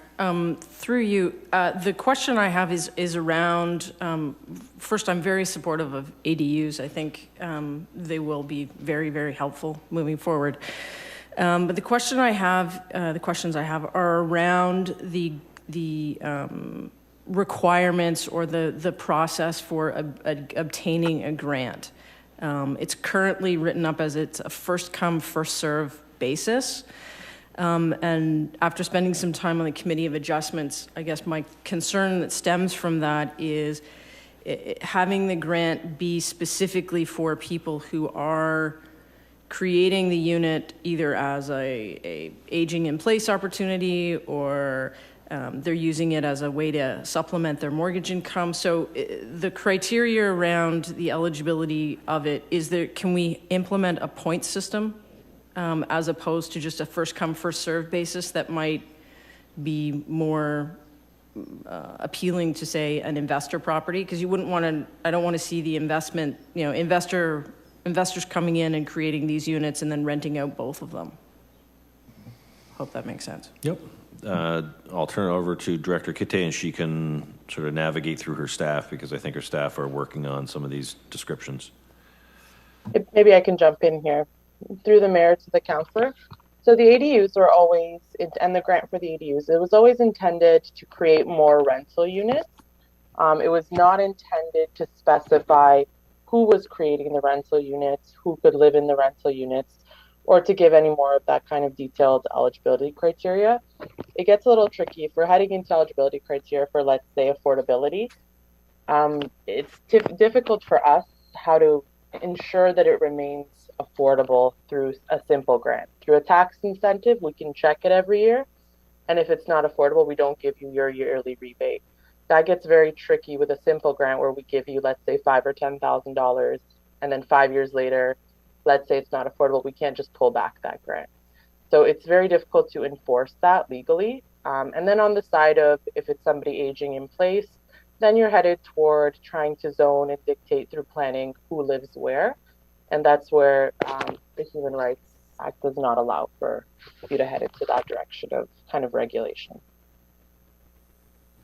Okay, sorry. Yep, through you, Mr. Mayor. I'm not really talking about deciding, because I know it's not possible to determine who is going to live in a building or in a unit. But I think my concern is that and I saw this as part of the Committee of Adjustments, is that you did have property investors purchasing a home and coming to the committee to, for a variance when it came to the size of the accessory dwelling unit. So I guess if we're going to be giving grants and the idea is that we want it to be, an actual accessory dwelling unit as opposed to turning a house into a duplex, is there no way that we can, that the grants can be more specific to a homeowner who's doing it as opposed to, can there be some criteria around how that, not necessarily how the grant's given, but to whom it's given? Because there were quite a few, applications that did come that were investment properties. They weren't, they seemed more on the duplexy, full-on apartments rather than what I understand the spirit of the ADU's policy and plans. Through the mayor to the councillor, our intention was not to regulate whether it's to an investor or to a homeowner. The idea was to create additional units. The place for regulation of whether it's kind of a true ADU or a duplex shouldn't really sit in the community improvement plan. It should sit within the zoning bylaw and the official plan. So when we're reviewing those documents, that's where we can ensure that the provisions that dictate what is an ADU, how big it can be, what else needs to go with it, and then the building code as well, which dictates what other factors have to be considered. That's where those criteria should sit. They shouldn't sit in a community improvement plan. Okay, then I guess I would need clarification because the CIP, the much, not to bring that up, but there are, affordable housing is part of the decision-making process for that. And I'm not necessarily talking about affordable because that's a whole other discussion, but my concern is that you're going to have out-of-town, people coming in, getting the grant while you have residents who are actually trying to live in the community and afford to live in the community are not going to get the opportunity to be part of this grant program because it's an investment as opposed to a home. So through the mayor, but the idea would be that the units are still created in the community for people to be able to take advantage of an additional unit that just by the nature of how large they are, rather small they are, typically in a basement, they kind of control their own affordability to a certain extent. Okay, thank you. I guess the last thing would be, I know that there's a review of accessory dwelling units with regards to size. But I don't know if bedrooms are part of that equation, but I know that there was a lot of, there were quite a few applications came to the Committee of Adjustments where it's inching towards that 50% mark, and I know residents also had concerns about, larger units with 2 and 3 bedrooms. Is that report coming back, or is there a report coming at any point? So through the mayor to the councillor, that will be part of our housekeeping amendment that we're looking at. We take a look at the entire zoning bylaw for not a comprehensive review, but kind of updating certain provisions that need a little bit of tweaking, fixing some grammatical errors, spelling mistakes, and so on. So one of the things we are looking at is the provisions for accessory dwelling units, both internal and detached, and seeing if the numbers are working, if something needs to be adapted, whether we need to look at bedrooms or keep it as a unit. So that's getting started, I would say Q3 of this year, so likely probably early next year, we'll be coming back to council. Okay, thank you. Thank you, Councillor McPherson. We've got Councillor Phillips and then Councillor Townsend. Through you, Mr. Mayor. Thank you. I can't vote in favor of this as it stands because it really doesn't give me enough information. As an accessory dwelling unit stands, I mean, I agree if it's something where a parent is going to come and live with a child, like a grandparent suite, or if a child, in our case, when our daughter came back from university to go to teacher's college, she lived with us for a year and a half, and we did a renovation so that she could live in our house. That I totally agree with. However, on the other side, there was a situation where recently on Pine Street in our ward, 2 people from Toronto bought a house from a lady who was moving into a senior's home, and it was a 3-bedroom bungalow. They're going to turn it into a 6-bedroom bungalow in a rental property. It did go to Committee of Adjustment, and the Committee of Adjustment did turn it down, thanks to, in part, to the neighbors who were aware of this, who were very concerned because it was an established neighborhood with no rental properties, no ADUs in it, and all of a sudden they were concerned that this was going to be the situation throughout the neighborhood where these Toronto developers were going to be coming into our neighborhood, other neighborhoods in St. Catharines, buying these houses up and stripping down the basements, turning them into 3-bedroom places, and it's going to be overpopulated. There's no guarantee as to whether it's going to be a lower income as far as rent or a lower rent. If they're spending big dollars for these houses and then spending upwards of $40,000 or whatever to renovate them, I can't imagine that they're going to be giving out cheap rent.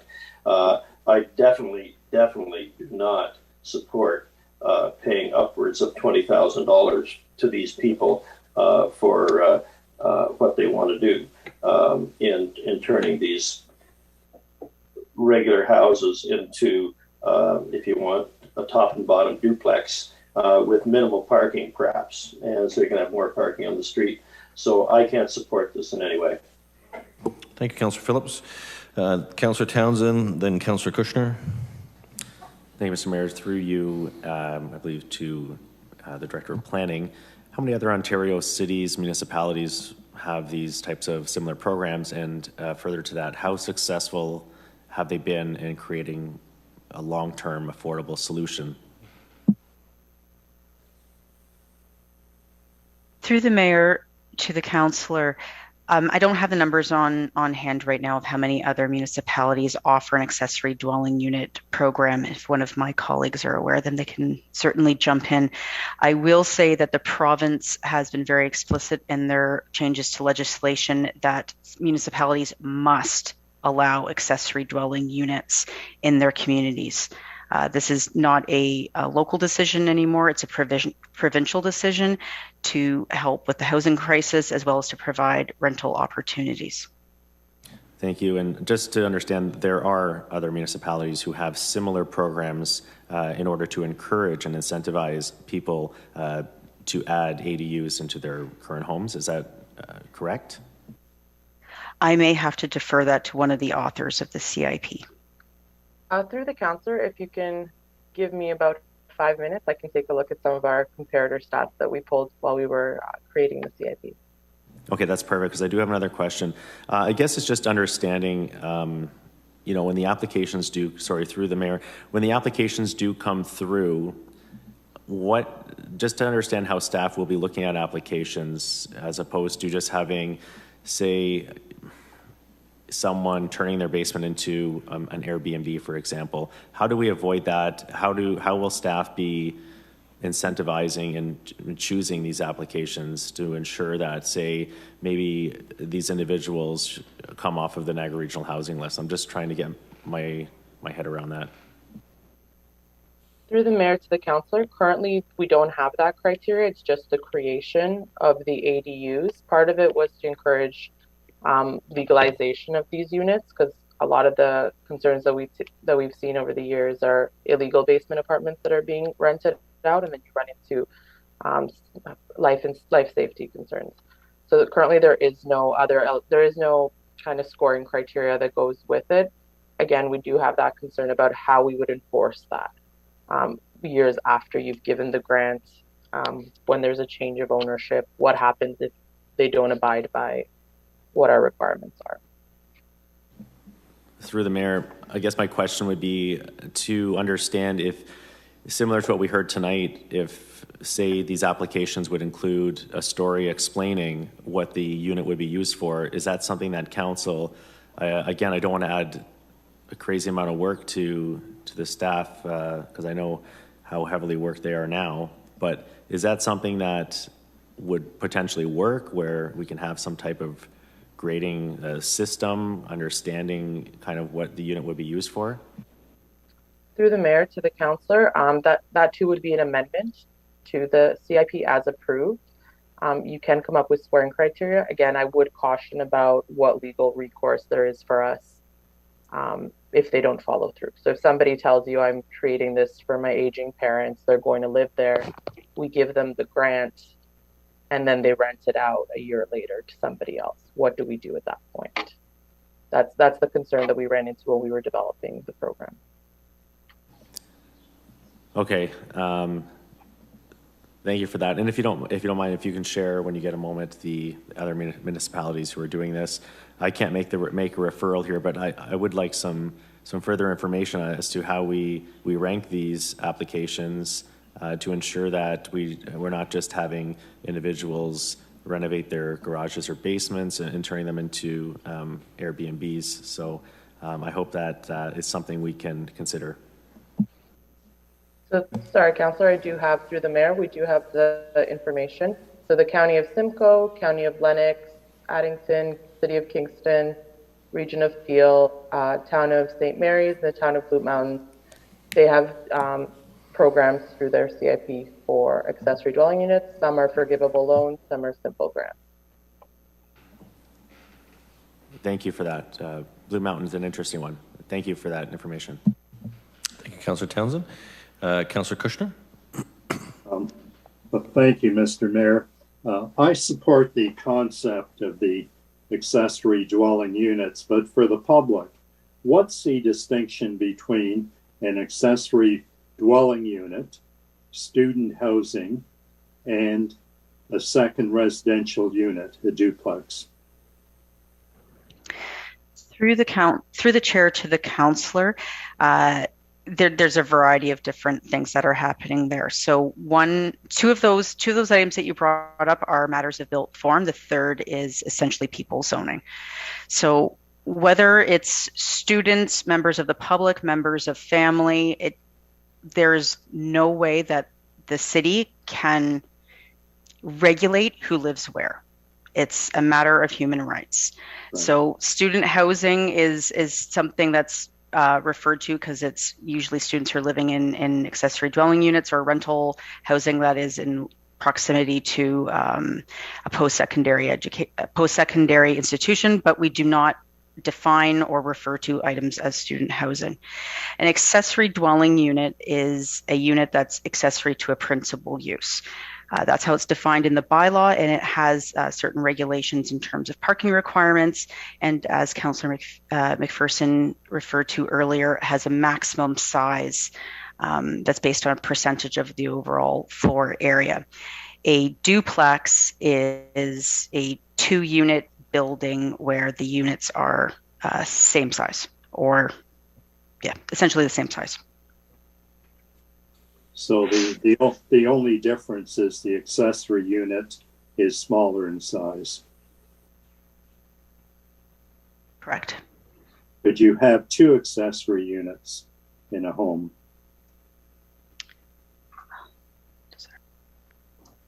Through the mayor to the councillor, currently no. Okay, well, I support the concept, but I'm of the opinion that we have to be very, very careful. And I think it's very profitable for people to consider a secondary unit, an accessory dwelling unit. And I don't know why we have to pay people to build these units. If I have a home and my children leave, then I've got space. And if I have that space, would be very profitable for me to consider building a second unit. And I don't know why, as a city, we have to get into the financing of housing. I don't think that's our responsibility. I understand why you're suggesting it, but at the same time, you did bring up the concept of legalizing these units. What exactly does that mean? Are they legal now? Through the mayor to the councillor, we're discussing ones that maybe didn't get a building permit when they were going through it. They just illegally created a unit, or somebody who has a finished basement, but it's not a legal dwelling unit.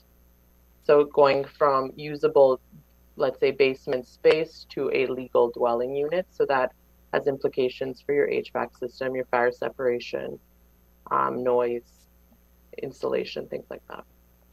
So if I have a house now and the basement is finished, can I rent out a room in that house?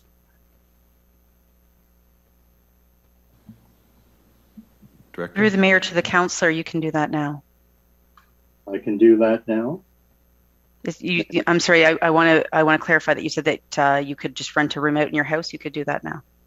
Okay, so I could rent 2 rooms, 3 rooms? Through the mayor to the councillor, at a certain number of bedrooms, and I want to say that it's 4. It starts to get into the territory of a bed and breakfast, and that's when we start getting bed and breakfast or a boarding house, and that's where the limits are. Okay, and with respect to boarding house, what are the limits? The city's current zoning bylaw, I don't believe, permits boarding houses. We offer a whole other range of building configurations, but boarding houses are typically defined under the building code, and they relate to a place where individual rooms are individually locked. Okay, but if I have an extra 2 bedrooms or 3 bedrooms, and I rent them out without any breakfast, is that a boarding house then? Through the mayor to the councillor, no, it's not. Okay, why not? If I provide a lock, they can lock their bedrooms. Under the building code, I believe the definition for boarding house starts at 8 rooms or more. Oh, okay. Well, thank you for your responses, but I have difficulty approving this without getting into the detail. And that's why I think recommendation 2 and 3 should be discussed at a full council meeting as a discussion item, not as a consent item. So that's my position, Mr. Mayor. And how would I make a recommendation to that effect? I'll actually ask the clerk, is this a council meeting? Yes. Through you, Mr. Mayor, this is the time to discuss it because it is here before council now. If it was to be referred, if these were to be removed and referred, the discussion's gone too far now. So yes, it's here that you would discuss it. Thank you. Okay, I'll go to Councillor Porter. Thank you, Mr. Mayor. Through you to planning staff or Director Kite, if this were to go through and, or actually, I guess start from the beginning, if somebody were to legally add an accessory dwelling unit to their house today and they got a building permit, will there be a tax reassessment? Are there implications for the home's assessment value if you do that? Through the mayor to the councillor, yes, all of our building permit information is shared with MPAC for future assessments. Okay, so there's typically, if I were to add an accessory dwelling unit to my house, there would likely be some kind of increase to the assessed value of my home, and it would actually increase assessment to some extent, probably. Through the chair to the councillor, yes, that's correct. Once MPAC undertakes the assessments. Okay, so if we were to give this grant money, and I don't know, it's $100,000 where we would approve, I think, for I don't know what it's in the budget. Oh, in the budget. I think it's for 5. Maybe Director Douglas remembers. Thank you. Through the mayor to the councillor, in the 2022 budget, there's $120,000 for simple grants, $30,000 allocated for facades, and another $90,000 for accessory dwelling units. However, they can be used how the planning department, based on the applications that they receive, but there's $120,000 approved. Okay, so if we were to provide these grants, we would likely see the money in the future through a change in assessment value in the homes. Is that correct?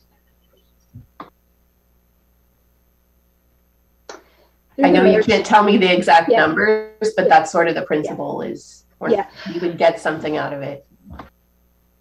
Right. Through the mayor to the councillor, when it comes to increases in assessment, it increases the assessment tax base for across the city, which has the potential to benefit all taxpayers across the city when we see an increase in our assessment.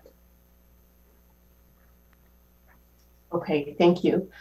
If we were to have in the application process that this would be for somebody who's lives in the home or is a homeowner, would that that wouldn't require a whole change to the CIP, would it, if we were to just add that criteria that you have to be the homeowner? Through the chair to the councillor, can you please clarify that you mean the applicant would be the homeowner, or that the occupant would be? The applicant is living at this address. It's their home. It's essentially their primary residence. That would require an amendment to the CIP plan. Okay. I agree in principle with this. I'm going to vote in favor of it because adding accessory dwelling units is a way to add gentle density into our city, which is required. We basically added suburbs to about 15,000 hectares of land between the 1970s and the 1990s for single family homeowners. It's not transit supportive development. It's development that is reliant on cars. And for a long time, we had exclusionary zoning in St. Catharines, but that has changed recently with a progressive official plan. So in order to make that right and be able to accept the population growth that's coming and to keep things affordable, this is actually a good plan in principle. But what I will say is when it comes for review, I do think that this should change next time around. And we should be looking at existing homeowners and having some criteria. And I also think at some point we should send a recommendation up to the region that the region looks at this program and does the same thing that the region of Peel is doing. And Councillor McPherson was looking at this as well. And it's a My Home Second unit renovation program, which would tie into their Niagara Renovates program quite nicely. And it does provide a forgivable loan for people to make their existing illegal accessory dwelling unit legal. We know there are tons of those around, and there's also provisions in there to keep the rent affordable. The region's in a better position to monitor that kind of thing than the lower tier is. But I think that's something that we should be looking at, and maybe at some point sending a recommendation to the region that they take a look at what Peel's doing. Thank you. Okay, thank you, Councillor Porter. I got Councillor Williamson and then Councillor Garcia. Thank you, Mr. Chair. What I'd like to do is to refer this back. We've had lots of questions. I haven't spoken to it. So if I could refer this back for further report on all the variety of items that have been raised by councillors before me, who've spoken before me. Okay, so it's a referral and it's looking for further clarification on the accessory dwelling unit program. And I'll look to staff if you're looking for any further clarification. Staff's opportunity now is to say what is it that you'd be looking for. So Director Kitse, is a referrals on the table. Is there any clarification that you're requiring? Through the mayor, I think we will have to be fairly reliant on the minutes for this one to understand what individual councillors are seeking clarification on and what the so that we can report back on what the process would be. Okay. So I'm not allowed to actually ask questions if I'm referring it, I suppose. Right. Okay. What I could ask is that if this referral goes through, councillors, can you take the time over the next day or two and send to Director Kitse a brief summary of what you're looking for? It'll help with her understanding with staff as to what she is looking to bring back to meet your expectations for another meeting. Councillor Williamson, are you fine with that? Absolutely. Okay, thank you. That's non-debatable. So just look for a show of hands on the referral back. Just on the second one, the ADU, show of hands. I've got 1, 2, 3, 4. Mayor, how does, if we refer this, how does it affect item number 3? How does it affect number 3? That the bylaw 2020-156, a bylaw to authorize. So is it affected at all? Not yet. The only thing that the one that we'll be dealing with next is just approval of grant program applications. This one's not approved yet, so there would be no application approval under this one. Okay. Okay, Director Kitse, you got your hand up. Apologies. Through the mayor to the councillor, the item recommendation number 3 there is to authorize delegation to certain matters of the Director of Planning. And one of those matters, one was the facade grant, the other was accessory dwelling unit grant.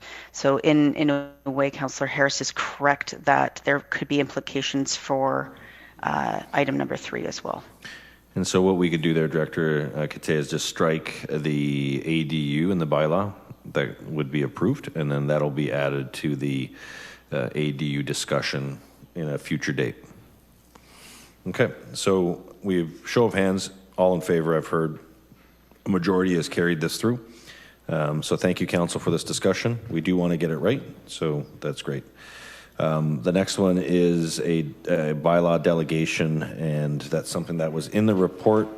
Again, briefly, I'll ask Director Kitse in terms of the intention of the delegated authority, and what is the, if you can, what is the purpose of this bylaw authorization?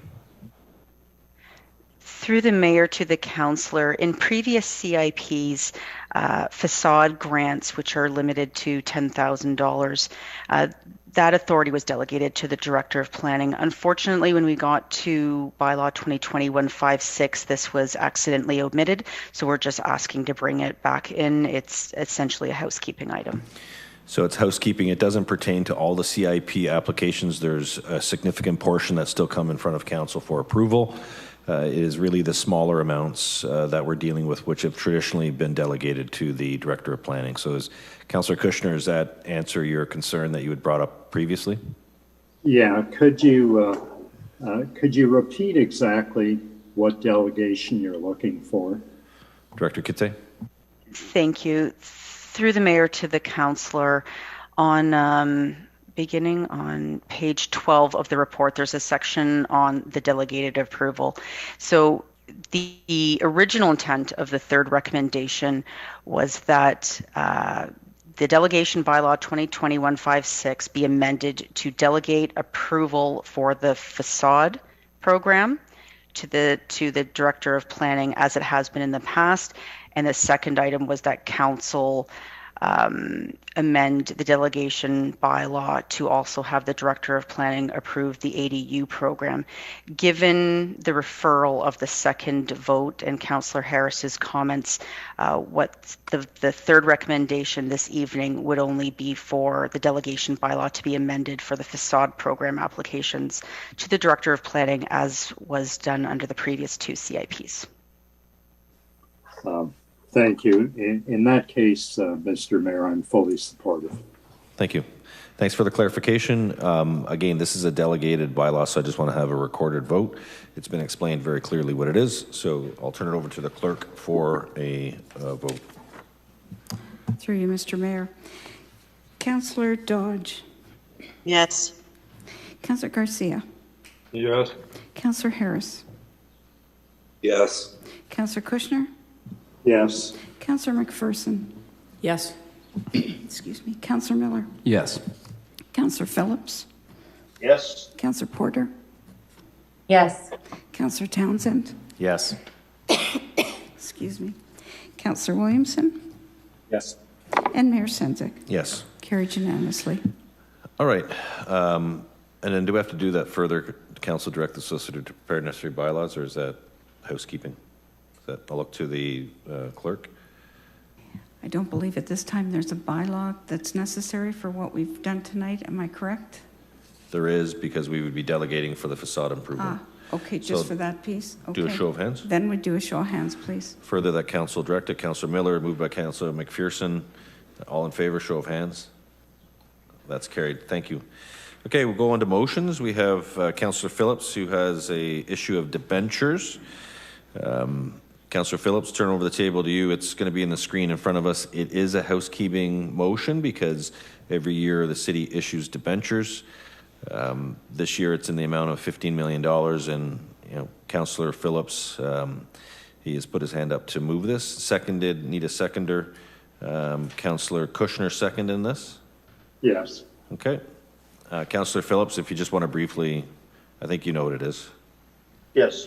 Whereas it's deemed desirable to issue debentures in the amount of $15 million in accordance with the terms of the various authorizing bylaws applicable to such expenditures, therefore be resolved by Council of the Corporation of St. Catharines as follows. That the city clerk be and is hereby directed to request the Council of the Regional Municipality of Niagara to issue debentures on behalf of the said city in the amount of $15 million. And that the city clerk and treasurer be, and they are hereby directed to make available to the said Regional Municipality of Niagara certified copies of all bylaws and orders of the Ontario Municipal Board applicable, and all other information required to this connection to ensure the issue of the said debentures in the amount of $15 million. Thank you.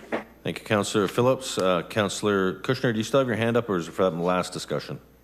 That's last, Mr. Mayor. Thank you. Sorry. Councillor Garcia, you're up.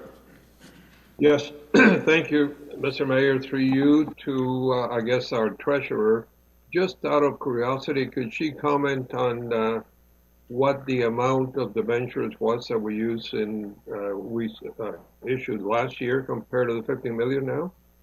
Director of Finance. Thank you, through you, Mr. Mayor, to the councillor. In 2021, the city issued $8.5 million of debentures.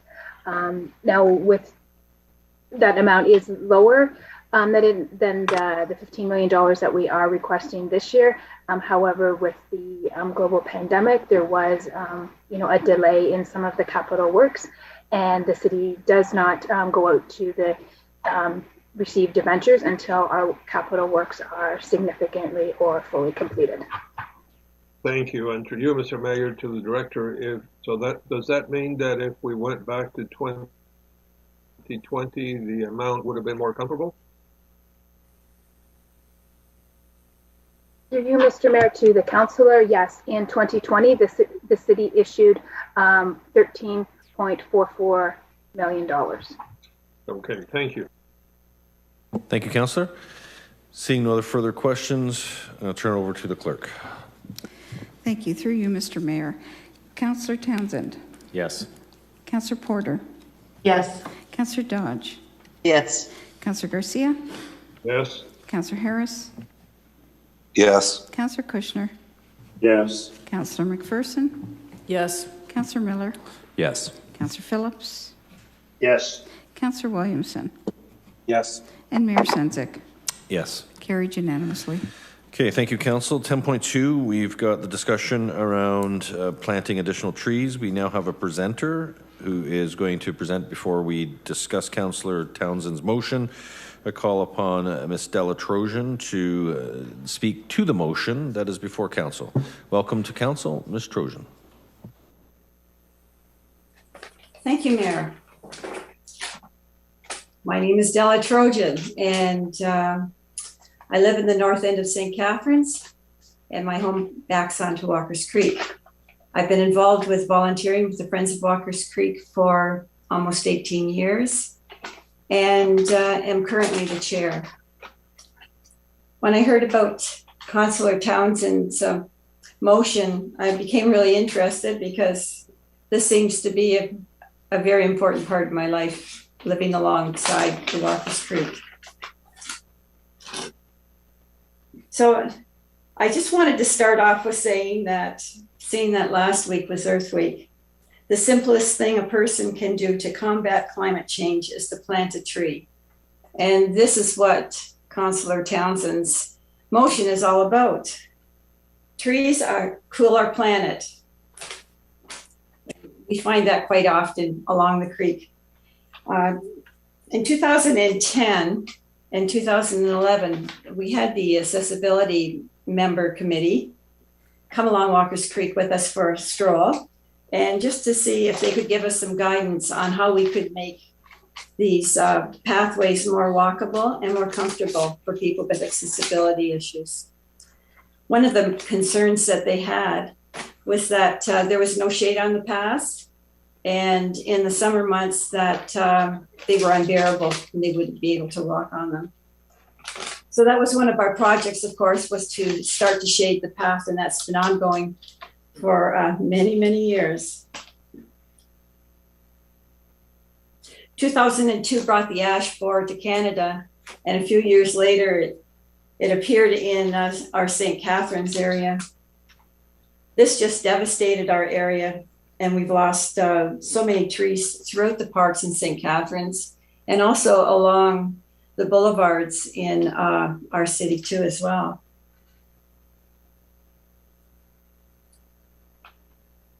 Behind my home in the floodplain, more than 20 trees, mostly ash trees, were affected by the ash borer. And as a result, by 2018, there were more than 50% tree loss just behind my house.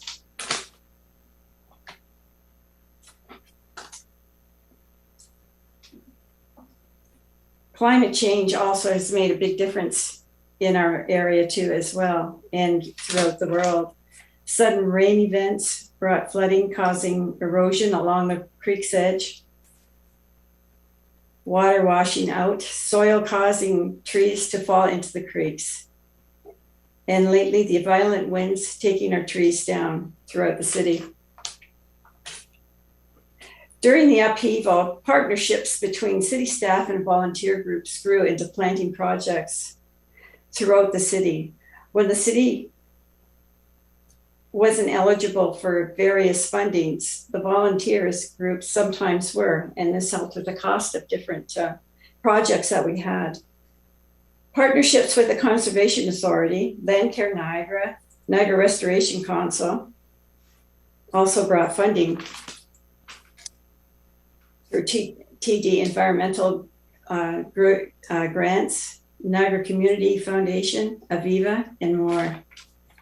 Since 2002, the MPCA has been involved with many projects along Walker's Creek. They've been there to provide us with their expertise and guidance along the way. And through them, we've learned how to give a helping hand into our parks. 2013 was one of our largest plantings that we had ever done. And 200 volunteers arrived to plant 600 trees and shrubs. We've since done another riparian buffer with over 200 trees and shrubs. And just last year, 500 trees and shrubs were planted to reforest the area in Sherry Road Park.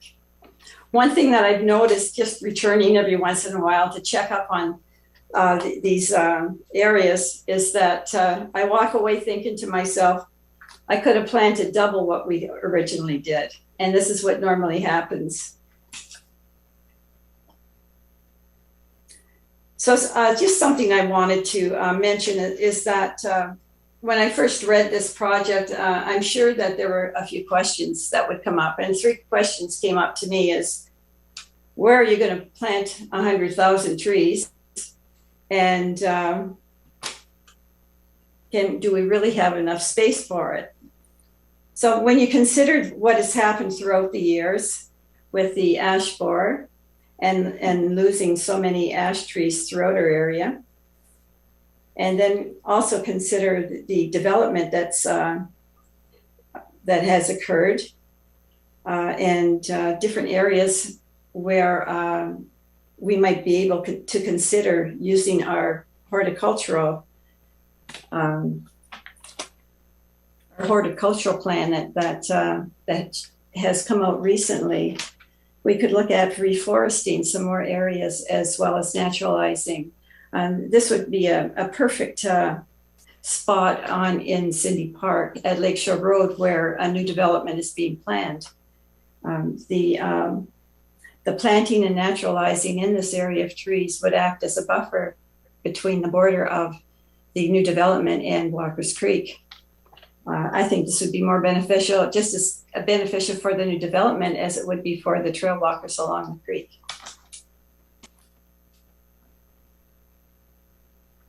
Something else that probably comes up is, where are we going to find the money to fund this type of a project? And partnership has always been large in our community groups, and partnering with the city and with the Conservation Authority has given more opportunity for funding.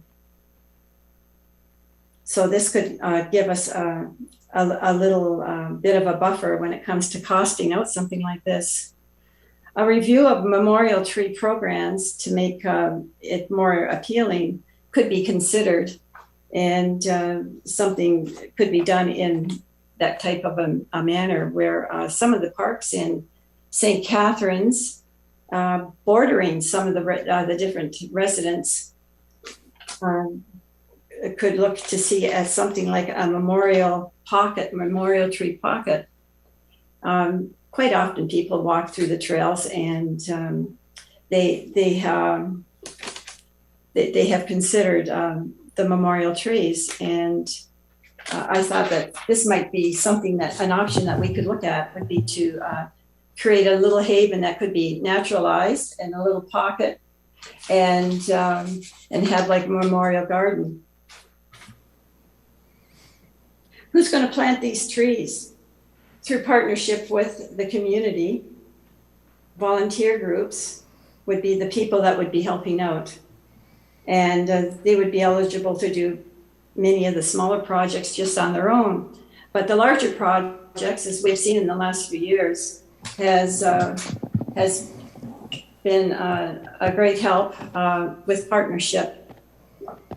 The Conservation Authority has partnered with us, and there's a young lady there by the name of Carrie Royer. She's the volunteer coordinator, and she seems to have an unlimited list. You might lose me here because I just went on low power mode, but I'm almost finished. Okay.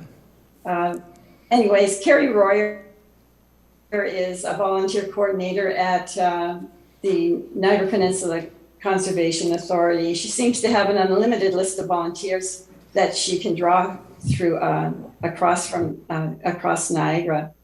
Some of the people that attend are Niagara College students, Brock students, volunteers from across Niagara, the Friends of different groups, 12 Mile Group, nature clubs from Niagara Falls, Landcare Niagara, Bruce Trail, all experienced tree planters. So I think we could get much assistance with using the Conservation Authority as a partner in more of our projects. Okay, I'm going to have to ask you, Ms. Trojan, we're just over the 5-minute mark. So, and for the last comment, I'm just going to say, for a tree canopy planting success, a tree maintenance program needs to be in place. Right. That's key. That's a good point. Okay, thank you. I got a question from Councillor Phillips. Thank you, Mr. Mayor. First of all, thanks to Councillor Townsend for this motion, and secondly, to Ms. Trojan, and I've said this before, if it wasn't for her, the parks in Walker's Creek wouldn't be near what they are. As she has elaborated, she probably alone is responsible for the planting or the organizing of planting, I'm going to say at least 2,000 trees in the area of Walker's Creek in the last few years. So it can be done by the residents. It didn't take staff to plant those trees. She organized it through Niagara College, through scouts, volunteers. So it can be done. And Ms. Trojan is also on the board of the Friends of Malcolmson Park. To staff, the problem we have right now is that we have trees that have fallen. Many, if you drive down by Lock 1, you can see in Malcolmson Park the huge trees that have come down. I know it's our policy to leave a lot of trees on the ground to naturalize, to rot, whatever, but we're getting to the point now where there's just too many of them. We have to go into these parks and start removing them and start replanting. And I think we need some type of a program, especially in the parks of Walker's Creek and Malcolmson, and I'm sure other councillors can add some of the parks that they have in their ward that actually really need to be, and I'm going to use the word cleaned up, so that we can plant the trees that are going to be required to meet Councillor Townsend's. Another problem we have, Mr. Mayor, and I just saw this. Councillor Phillips, just wait. Do you have a question? Because I got to receive the presentation from Ms. Trojan. So if you have, these are only just questions for the presenter, and then we'll talk about the motion. Okay. Okay. To Ms. Trojan, and quickly, if there's one thing that the city can do to assist with the planting of and the maintenance of Walker's Creek and Malcolmson, what would it be? I believe it would be removing some of the dead trees, and if they can't remove the dead trees, to make sure that they get them on the ground so that they can decompose in a timely fashion. If they're left above the earth, then they'll just stay there forever. And it just starts to look like it's been it's just well, what can I say? It's a mess. Thank you. That's all I hear. Thank you. Thank you, Councillor. Thank you. Councillor Williamson, question to the presenter. Yes, thank you. Through Mr. Chair to Della. In terms of, you mentioned about us needing a maintenance program, meaning we have to water them and we have to shepherd these the new trees to help them survive. In terms of your experience, what would be the survival rate of the trees that you planted in Walker's Creek? Are most of them making it?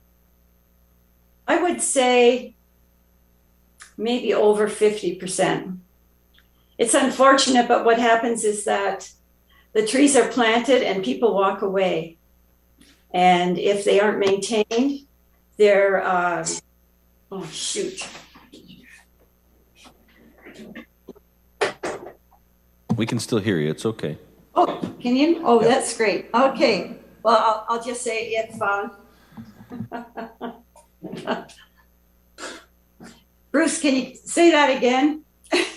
I'm sorry. About the survival rate of newly planted trees based Sure. on your experience. So survival rate is actually is getting better, but at one point it was about 50%. And at that time, usually the volunteers did not get involved in that type of a maintenance, but now they've taken it upon themselves to truck water in and use the water bags that have been given to us by the city to keep these trees alive. Thank you. And then you mentioned like just the geographical limitation. I fully support Councillor Townsend's motion here as well. It's a very ambitious and good one. But to meet the 30%, we're probably not going to be able to do it on the public space that we have left.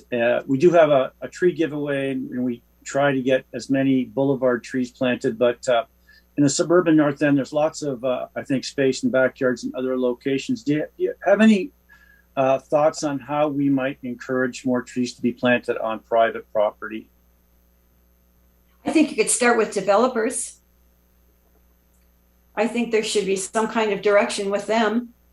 When they take over a development, we lose lots of permeable areas, and we end up with hard surfacing, and we have issues with drainage.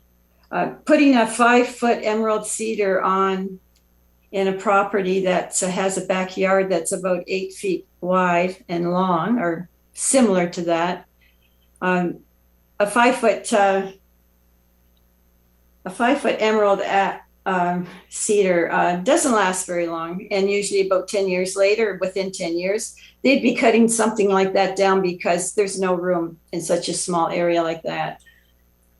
I really think that we have to look at more greenery. Looking at older apartment buildings, if you think about Carlton Street and across from the old plaza there at Carlton and Bunting, and see the green space that is there and the trees that are planted there. And then you look at the newer buildings that are being built, and there's minimal green space. I think we could encourage something more there. Great. Thank you very much. And thank you for the work that you do and for hosting Earth Day on Friday and Saturday. Thank you. Thank you, Councillor. Councillor Dodge. Thank you. Through you, Mr. Mayor. Dylan, when we're looking at trees, would it be more beneficial if we were more careful with some of the species that we plant? And also, would it be more helpful for survival rate if we were to plant trees that were a little bit bigger than some of the trees that we do plant? It depends on the area, Don. Some areas, say if you're going to be doing a mass naturalization or forest restoration, you could look at smaller trees and doing something like that. When you're planting along, say, a trail, you have to look at the 15-gallon pots. That's what we were planting on Friday. That gives them a better chance. When it's a larger planting, similar to what we did in Sherry Road Park last year. What happens there is that there are shrubs planted there as well, so they can protect the smaller trees as they start to grow, and it stops the people, because of the extra shrubs in there. It stops the people from coming through and vandalizing them or tearing them down. Thank you for that. Thanks, Della, for what you do. I know that this is not just a matter of just sticking a tree in there. There's a lot of planning that goes along with some of the stuff that has to be done. So thank you for doing that for us. Thank you, Councillor Dodge. Okay, seeing no other further questions of the presenter, thank you, Ms. Trojan, for your presentation, for work in our community. I need a mover and a seconder to receive the presentation. Councillor Townsend, Councillor Miller, all in favor. That's carried. I see all the hands up.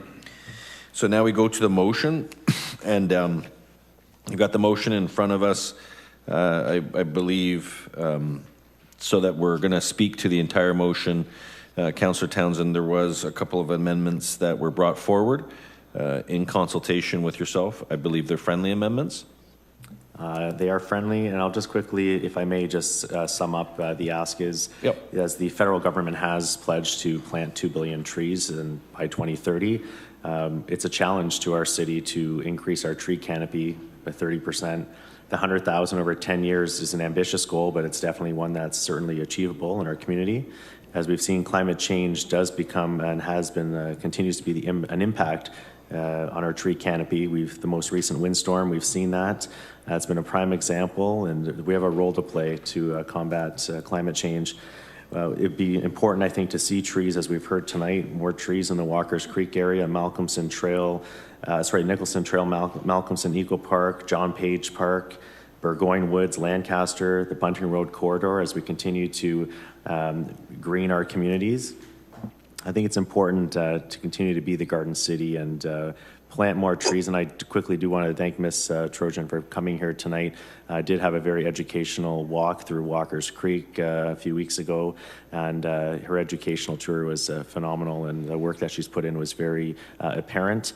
And I think that she'll be an important person to be a part and provide some context as to maybe what Walkers Creek needs over there right now, which could be a new strategy. But there are some friendly amendments up there right now, and they do highlight what Mrs. Trojan said in regards to building partnerships with organizations and businesses and schools. The community-wide challenge, I think, is going to be important as well. And then there's the copy of to be forwarded to MPs, MPPs, and certainly the NPCA, and finding and making sure that not just city staff will be the ones planting and maintaining the trees. It's going to be up to the whole community together. Thank you, Councillor. I got Councillor Phillips and Councillor Porter. Oh, just a minute. You're on now. Can you hear? Oh, yeah, sorry. Yep. Just a friendly amendment, hopefully, that reforestation plan for Walkers Creek Parks and Malcolmson Park be included in this report. Okay, so that'd be direction to staff, to Councillor Townsend, directions to staff where it does say develop a corporate-wide focus with information. So we want to target as well. Let's look at those two places for inclusion. So make sure that staff are aware of that. So it's Walkers Creek, and what was the other one you said?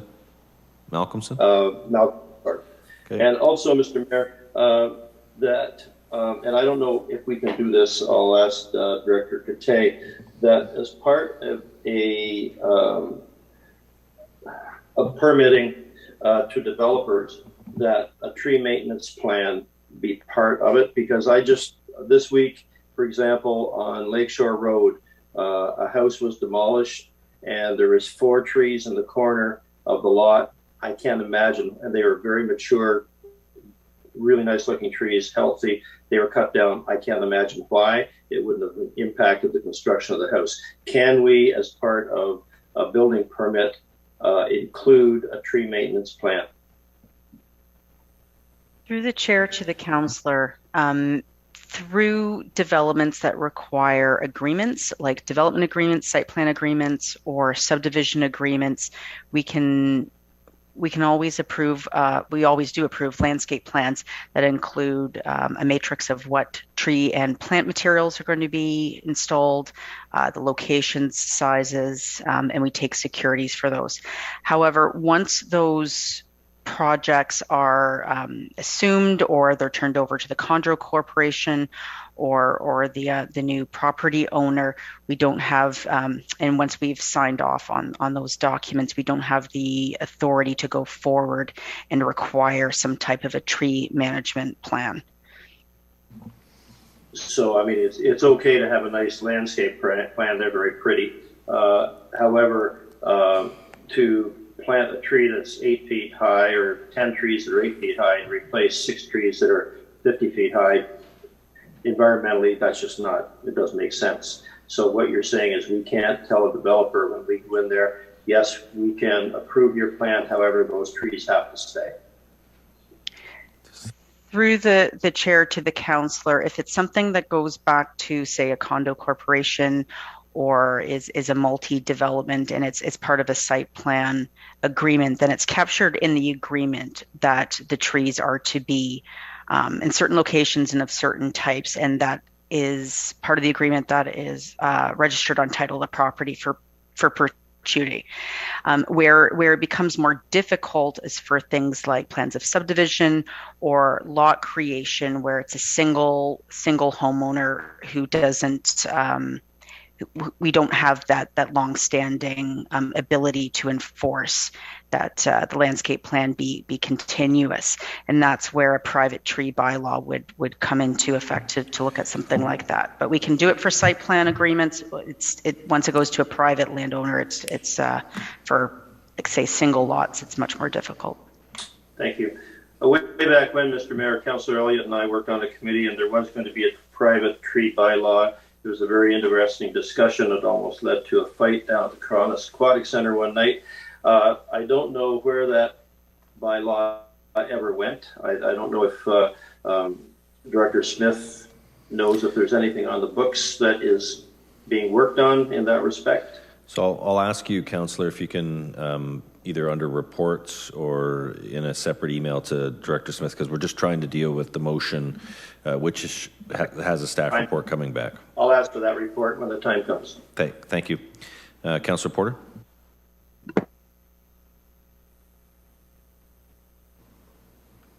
Thank you, Mr. Mayor. Through you to staff, I don't see Director Martuccio on here, so I'm either going to direct this to maybe Dr. Christie, or I saw Mark Green on here. The metrics are really important. I really appreciate this motion and I fully support it. But I also think that metrics when it comes to trees are vital. And I'm not sure we're there yet with respect to metrics. I can't even tell you where a tree canopy is at. I know several years ago it was at 17%. I'm not sure where it's at right now. And we are talking about adding green infrastructure into our asset management plan. And at one point we did a tree inventory, but I'm not sure if we had the capacity or the staff capacity to keep up with the tree inventory.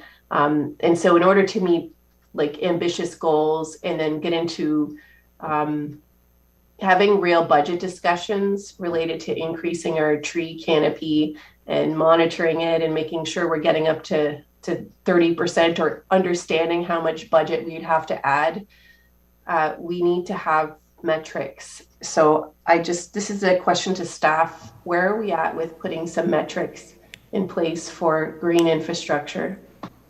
Okay, Councillor Porter, so I'll turn it over to either Director Smith or Manager Green. I will say that Tree Coder, this is a shameless plug for Tree Coder Niagara, they actually did give us a fairly accurate estimate based on aerial photographs of St. Catharines. It was always anticipated that our number was in about the 17 to 19% tree canopy.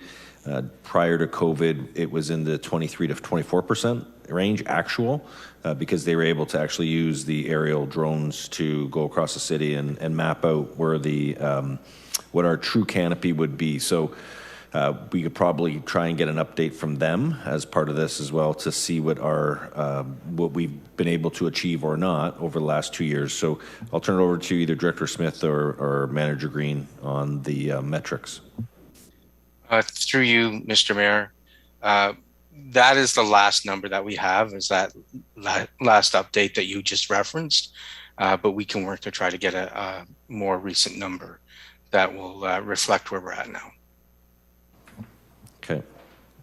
In terms of Councillor Porter, other metrics, are you thinking more around the forestry side of how many trees are removed, how many trees are planted, what are the age of the trees that are being removed, so that there's something more quantifiable about the maturity of the tree canopy rather than just the sort of green canopy as it's seen from above the city? For metrics, if we're to achieve a 30% tree canopy, it's going to require an investment, a budget investment. And there are times when sometimes we cut the budget. For example, a crisis happens like COVID and we had to cut various departments, but we're not sure, we're not at the point where we know what impact that might have on something like our tree canopy. So it's metrics related to how long is it going to take for us to get to 30%, and what kind of budget investment will we have to put into our tree budget every year. And my other question is, I believe that most of our tree planting budget is coming from our infrastructure levy. Is that correct? And maybe this is to Director Douglas. With the new development charges, will we be able to plant additional trees or put some of the DCs into some tree budget? Director Douglas? Thank you, through you, Mr. Mayor. And yes, the councillor is correct. We're currently funding our tree purchases through the infrastructure levy. With regard to the development charges, I would have to double check to see if we included that as part of our assets that would be DCable. So we can get back to the council on that particular item. And just to add on that, the reason why it comes out of the infrastructure levy is because the province of Ontario doesn't allow for trees to be debentured, even though trees can last up to 60, 70 years. Municipalities are not allowed to debenture against that kind of investment, which we've been advocating for here at the City of St. Catharines for the province to create an adjustment to its debenture policy to allow municipalities to do capital-intensive projects and debenture it against more long-term rather than within-year operating costs. So that just gives you some flavor of where we are. Okay, thank you. I just want to highlight the importance of adding trees to the asset management plan, because looking at the City of London's, they included trees in their first iteration of their asset management plan, and they are able to provide goals and metrics related to their tree canopy. And, there's an understanding of, okay, staff can come back and say, if you want to increase the tree canopy or get closer to 30%, you're going to have to add this much money to the budget. And I would love to be able to have those kinds of tools in our decision making at the budget committee. Thank you. Thank you, Councillor Porter. Councillor Williamson? Thank you. I fully support Councillor Townsend's motion here, and I'm not going to necessarily add more amendments because it looks like it's going to be a fairly comprehensive report that's coming back. Building on what you said, also plug Darren Platicus, who's a GIS specialist that works for the Niagara region, does a lot of great volunteer work in operating this with others, the Trio Code Niagara, and you can go onto it. It's got great digital maps. You can actually go on. I'm looking at the tree on our front lawn on the boulevard. Norway maple, energy conserved, 814 kilowatts per year. Total annual benefits, $54 saved. Stormwater filtered, 3,540 liters a year. Air quality improved, 0.7 kg per year. Carbon dioxide removed, 178.4 kgs per year. And carbon dioxide stored to date, 470 kilograms. Pretty impressive. Lots of good information on there. When we passed the climate change emergency declaration 3 years ago, I had hoped that we would be spending more time measuring ecological footprint, the global hectares that in terms of the resource usage for every decision that we made, and as well as the land required to assimilate the waste that we create when we take various actions. So there definitely is analytics or metrics that we need around these when we're making decisions. Private tree bylaw has been mentioned. I think in order for us to achieve this kind of canopy result that we want to achieve, that we're going to have to relook at doing that. And I also hope that this report does address some kind of enhanced maintenance plan to get these trees off to a good start. I quite often check out the gator bags, the green irrigation sacks that are around new trees, and most often they're empty. I know it's a big cost, and there's also carbon expended in having trucks go around and fill up the bags, but we've got to find a way to work with local residents, particularly with boulevard trees, to make sure that they get watered and these trees get off to a good start. But fully in support of this motion. Thank you. Thank you, Councillor Williamson. Councillor Miller for the wrap up. Yeah, I just I'm not going to try to do too much math here, but Canada has 38 million people, and the Liberal government in 2015 proposed planting 2 billion trees. It should be noted. Well, I guess my question to the mover is, how do we get this number of 100,000, which is good, and I support it. It's a lot of our proportion of residents to the rest of Canada compared to the trees that we're going to plant to what the government's planting is pretty far out of whack. Thank you, Councillor, for that. It's certainly an ambitious number, but I feel right now that the current goal is way too low compared to what, and again, the current federal government has made that promise, and that 2 billion trees. I think we want our fair share, and I think that many people around this chamber would agree that the current goal is just too low. I do agree with that. I hope staff will be realistic about our capability in this. The federal government, for example, made this promise 6 years ago, and to date they've planted less than 0.5% of the goal, which is, in my opinion, pretty inept, and I think would make people pretty cynical about promises like this. So I certainly support and want to do it, and be happy to commit the resources to it. I just hope staff are going to be honest with us about our capability, because we don't want to over-promise and under-deliver. Thank you, Councillor Miller. Just in terms of building on that, if either Manager Green or if one of the individuals who are responsible for reforestation, how many trees are currently planted? And I know Director Christie has been a part of the tree giveaway, so include in the amount that we currently, on average over the last couple of years, how many do we plant per year, including boulevards and everything? I can take a stab at that, Mr. Mayor, through you. The annual tree giveaway makes about 1,000 trees available to residents for their privately owned properties, and so you've got 1,000 there, and then another 1,000 for boulevard trees, and then you add to that the number that Ms. Trojan had mentioned earlier, and then beyond that, I'm not sure what Director Smith's team is able to do in terms of other plantings. So with that, we're about 2,500.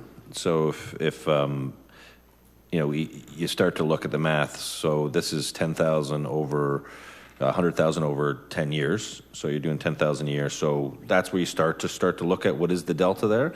And I think to Councillor Townsend, that's the key part of the report is what is the cost for us to go from, say, 2,500 or 3,000 a year up to 10, and how do we achieve that? So it's a great question, but I think this may be a goal that's attainable.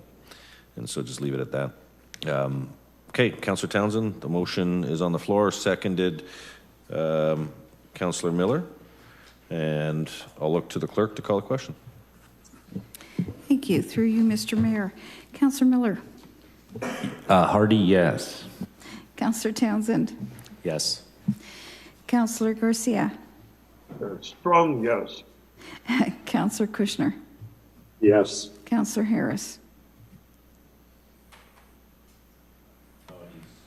He's not on. Councillor Dodge. Yes.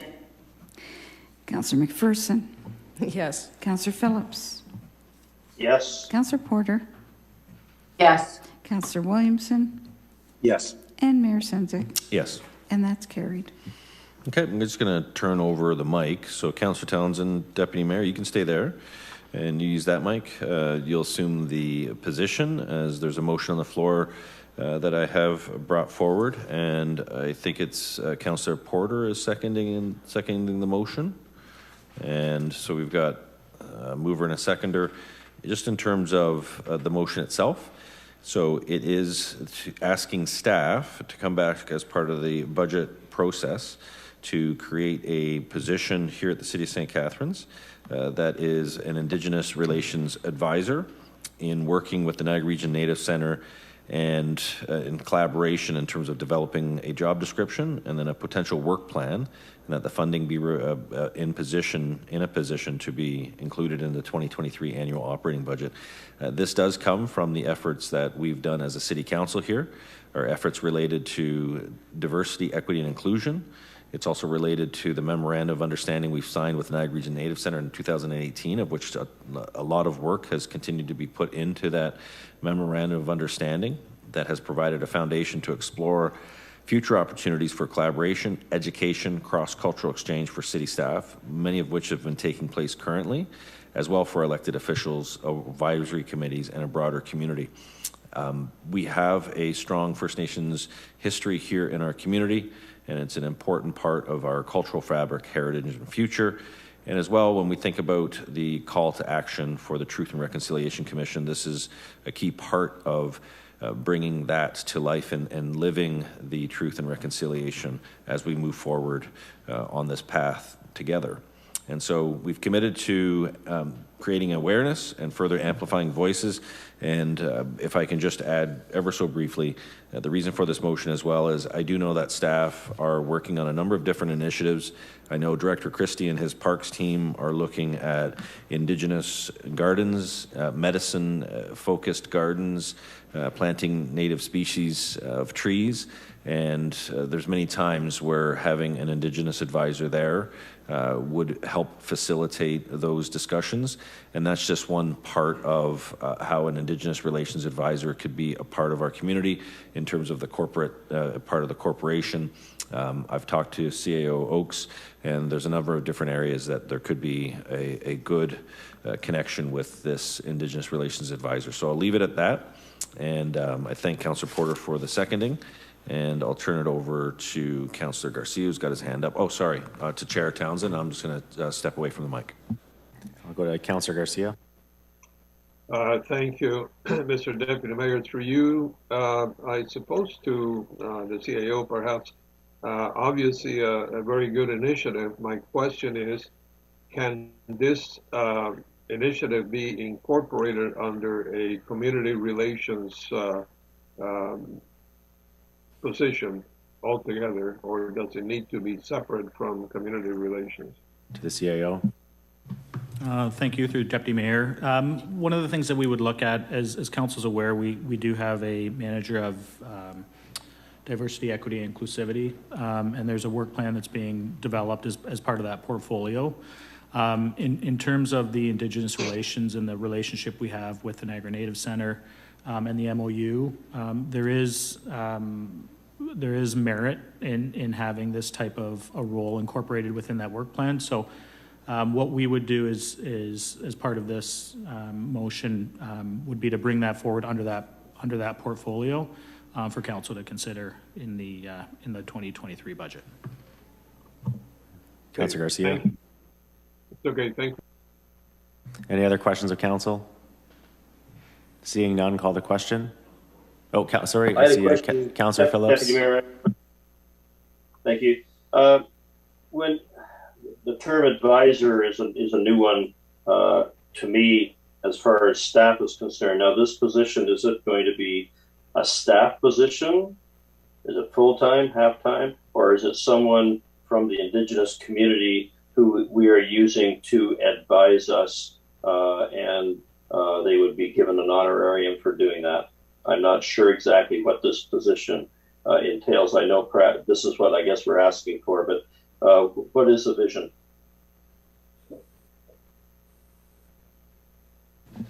CAO.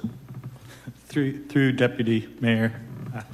I would suggest we would have to come back with that level of detail and what the position in fact would entail, whether it's a position that is contracted out to an agency or whether it's an internal position or whether it's part of the general portfolio. All of those questions will be considered during the development and review of this request. As well as costing when the report comes in. Correct, yes. Thank you. And Councillor Kushner. Thank you. If we have a manager of diversity and inclusion, would there not be overlap with that position? We'll go to CAO. Through Mr. Mayor, the portfolio for the manager position is quite large. We have a variety of committees that we're working with. I would suggest that the capacity we have right now in that position is probably at its maximum, just in terms of supporting the committees, trying to develop a program both internally within the city and externally with the general community and the committees. Specifically, I think, what I would suggest is that this position be incorporated into that overall program and under that banner, but the specific skill set that we would be looking for and under some of the Truth and Reconciliation recommendations, we would be looking for somebody from within the community to help provide that advisory support to us as we develop any types of policies or programs. Councillor Kushner. Yes, and when we create positions, do we look at priorities? For example, we've heard for the last 2 years that we have massive shortages in the planning department. And would this be the top priority from a staff viewpoint? CAO. Through you, Mr. Deputy Mayor. We're bringing a report, plan to bring a report back to this council in June, July, to talk about the corporate side of the business and the staffing from a retention, from a recruitment, training, all of those aspects. All of those issues need to be weighed amongst a variety of priorities, both at the corporate level from an administrative standpoint, and then also at a community level. So what I would suggest is, and what we will do, is incorporate some of this into that review as well. Thank you. Okay, seeing, I'll just, any other questions of okay, I'll pass it over to Mayor Sendzik to provide some summary comments. Just a quick clarification. In addition to the city corporate, there would be an expectation of working with the library as well as a resource, plus the First Ontario Performing Arts Centre, which has a lot of programming around Indigenous music, culture, and history. And so the thinking is that if we could also look at those other organizations and bring them into this discussion, that person may be able to help facilitate working in multiple spaces rather than just a city corporate. So looking forward to when it comes back to council. There are a number of communities who have already embarked on this journey, and it'd be a good opportunity to see when it comes back to have that more fulsome discussion about where does this fit within our priorities. And I'll just turn it over back to the Deputy Mayor for the vote. And call the question. Thank you. Councillor Dodge. Yes. Councillor Williamson. Yes. Councillor Porter. Yes. Councillor Phillips. Yes. Councillor Miller. Yes. Councillor Garcia. Yes. Councillor Harris. Oh, sorry. Councillor Kushner. Yes. Councillor McPherson, Yes. Deputy Mayor Townsend, Yes. and Mayor Sendzik. Yes. And that's carried.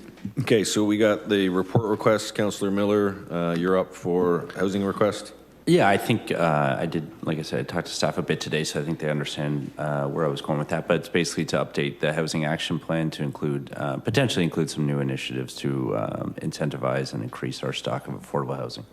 Councillor Phillips, you had a request for some information. Yes, thank you, Mr. Mayor.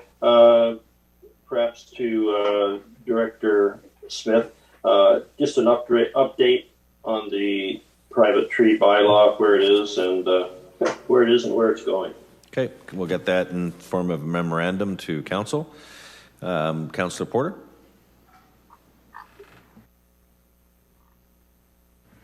Sorry, I can't hit that mute button quickly enough.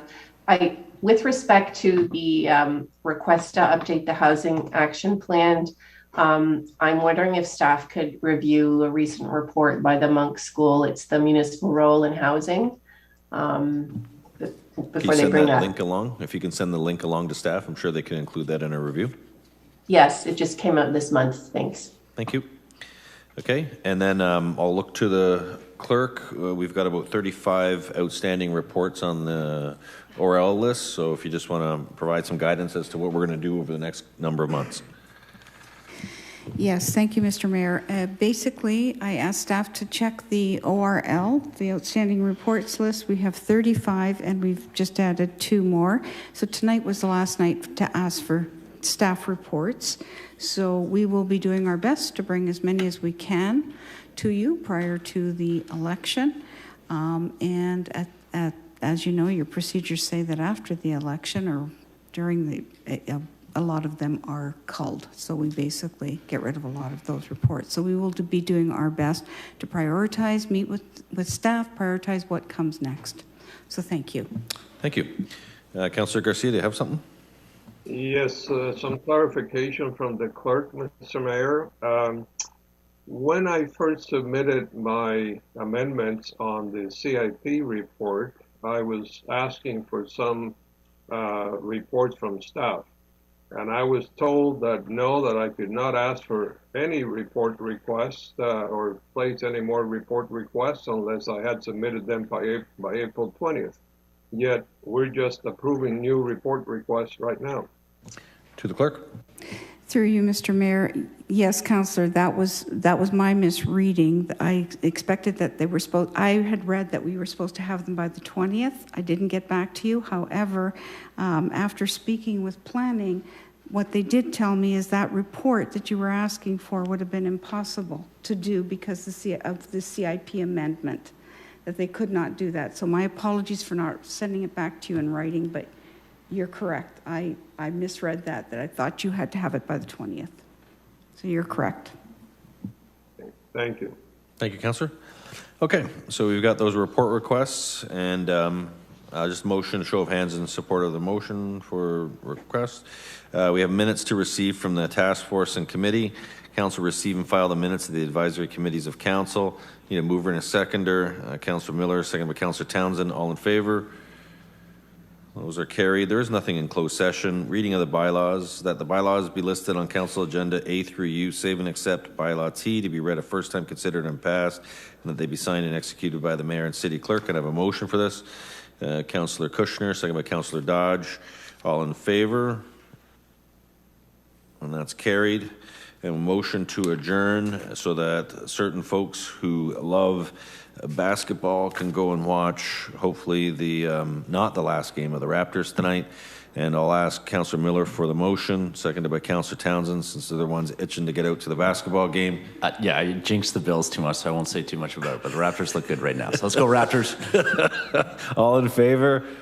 That's carried. Have a great night, folks. It's been a great meeting. I appreciate it, and talk to everybody soon. Take care of yourself, and get better, Councillor Porter.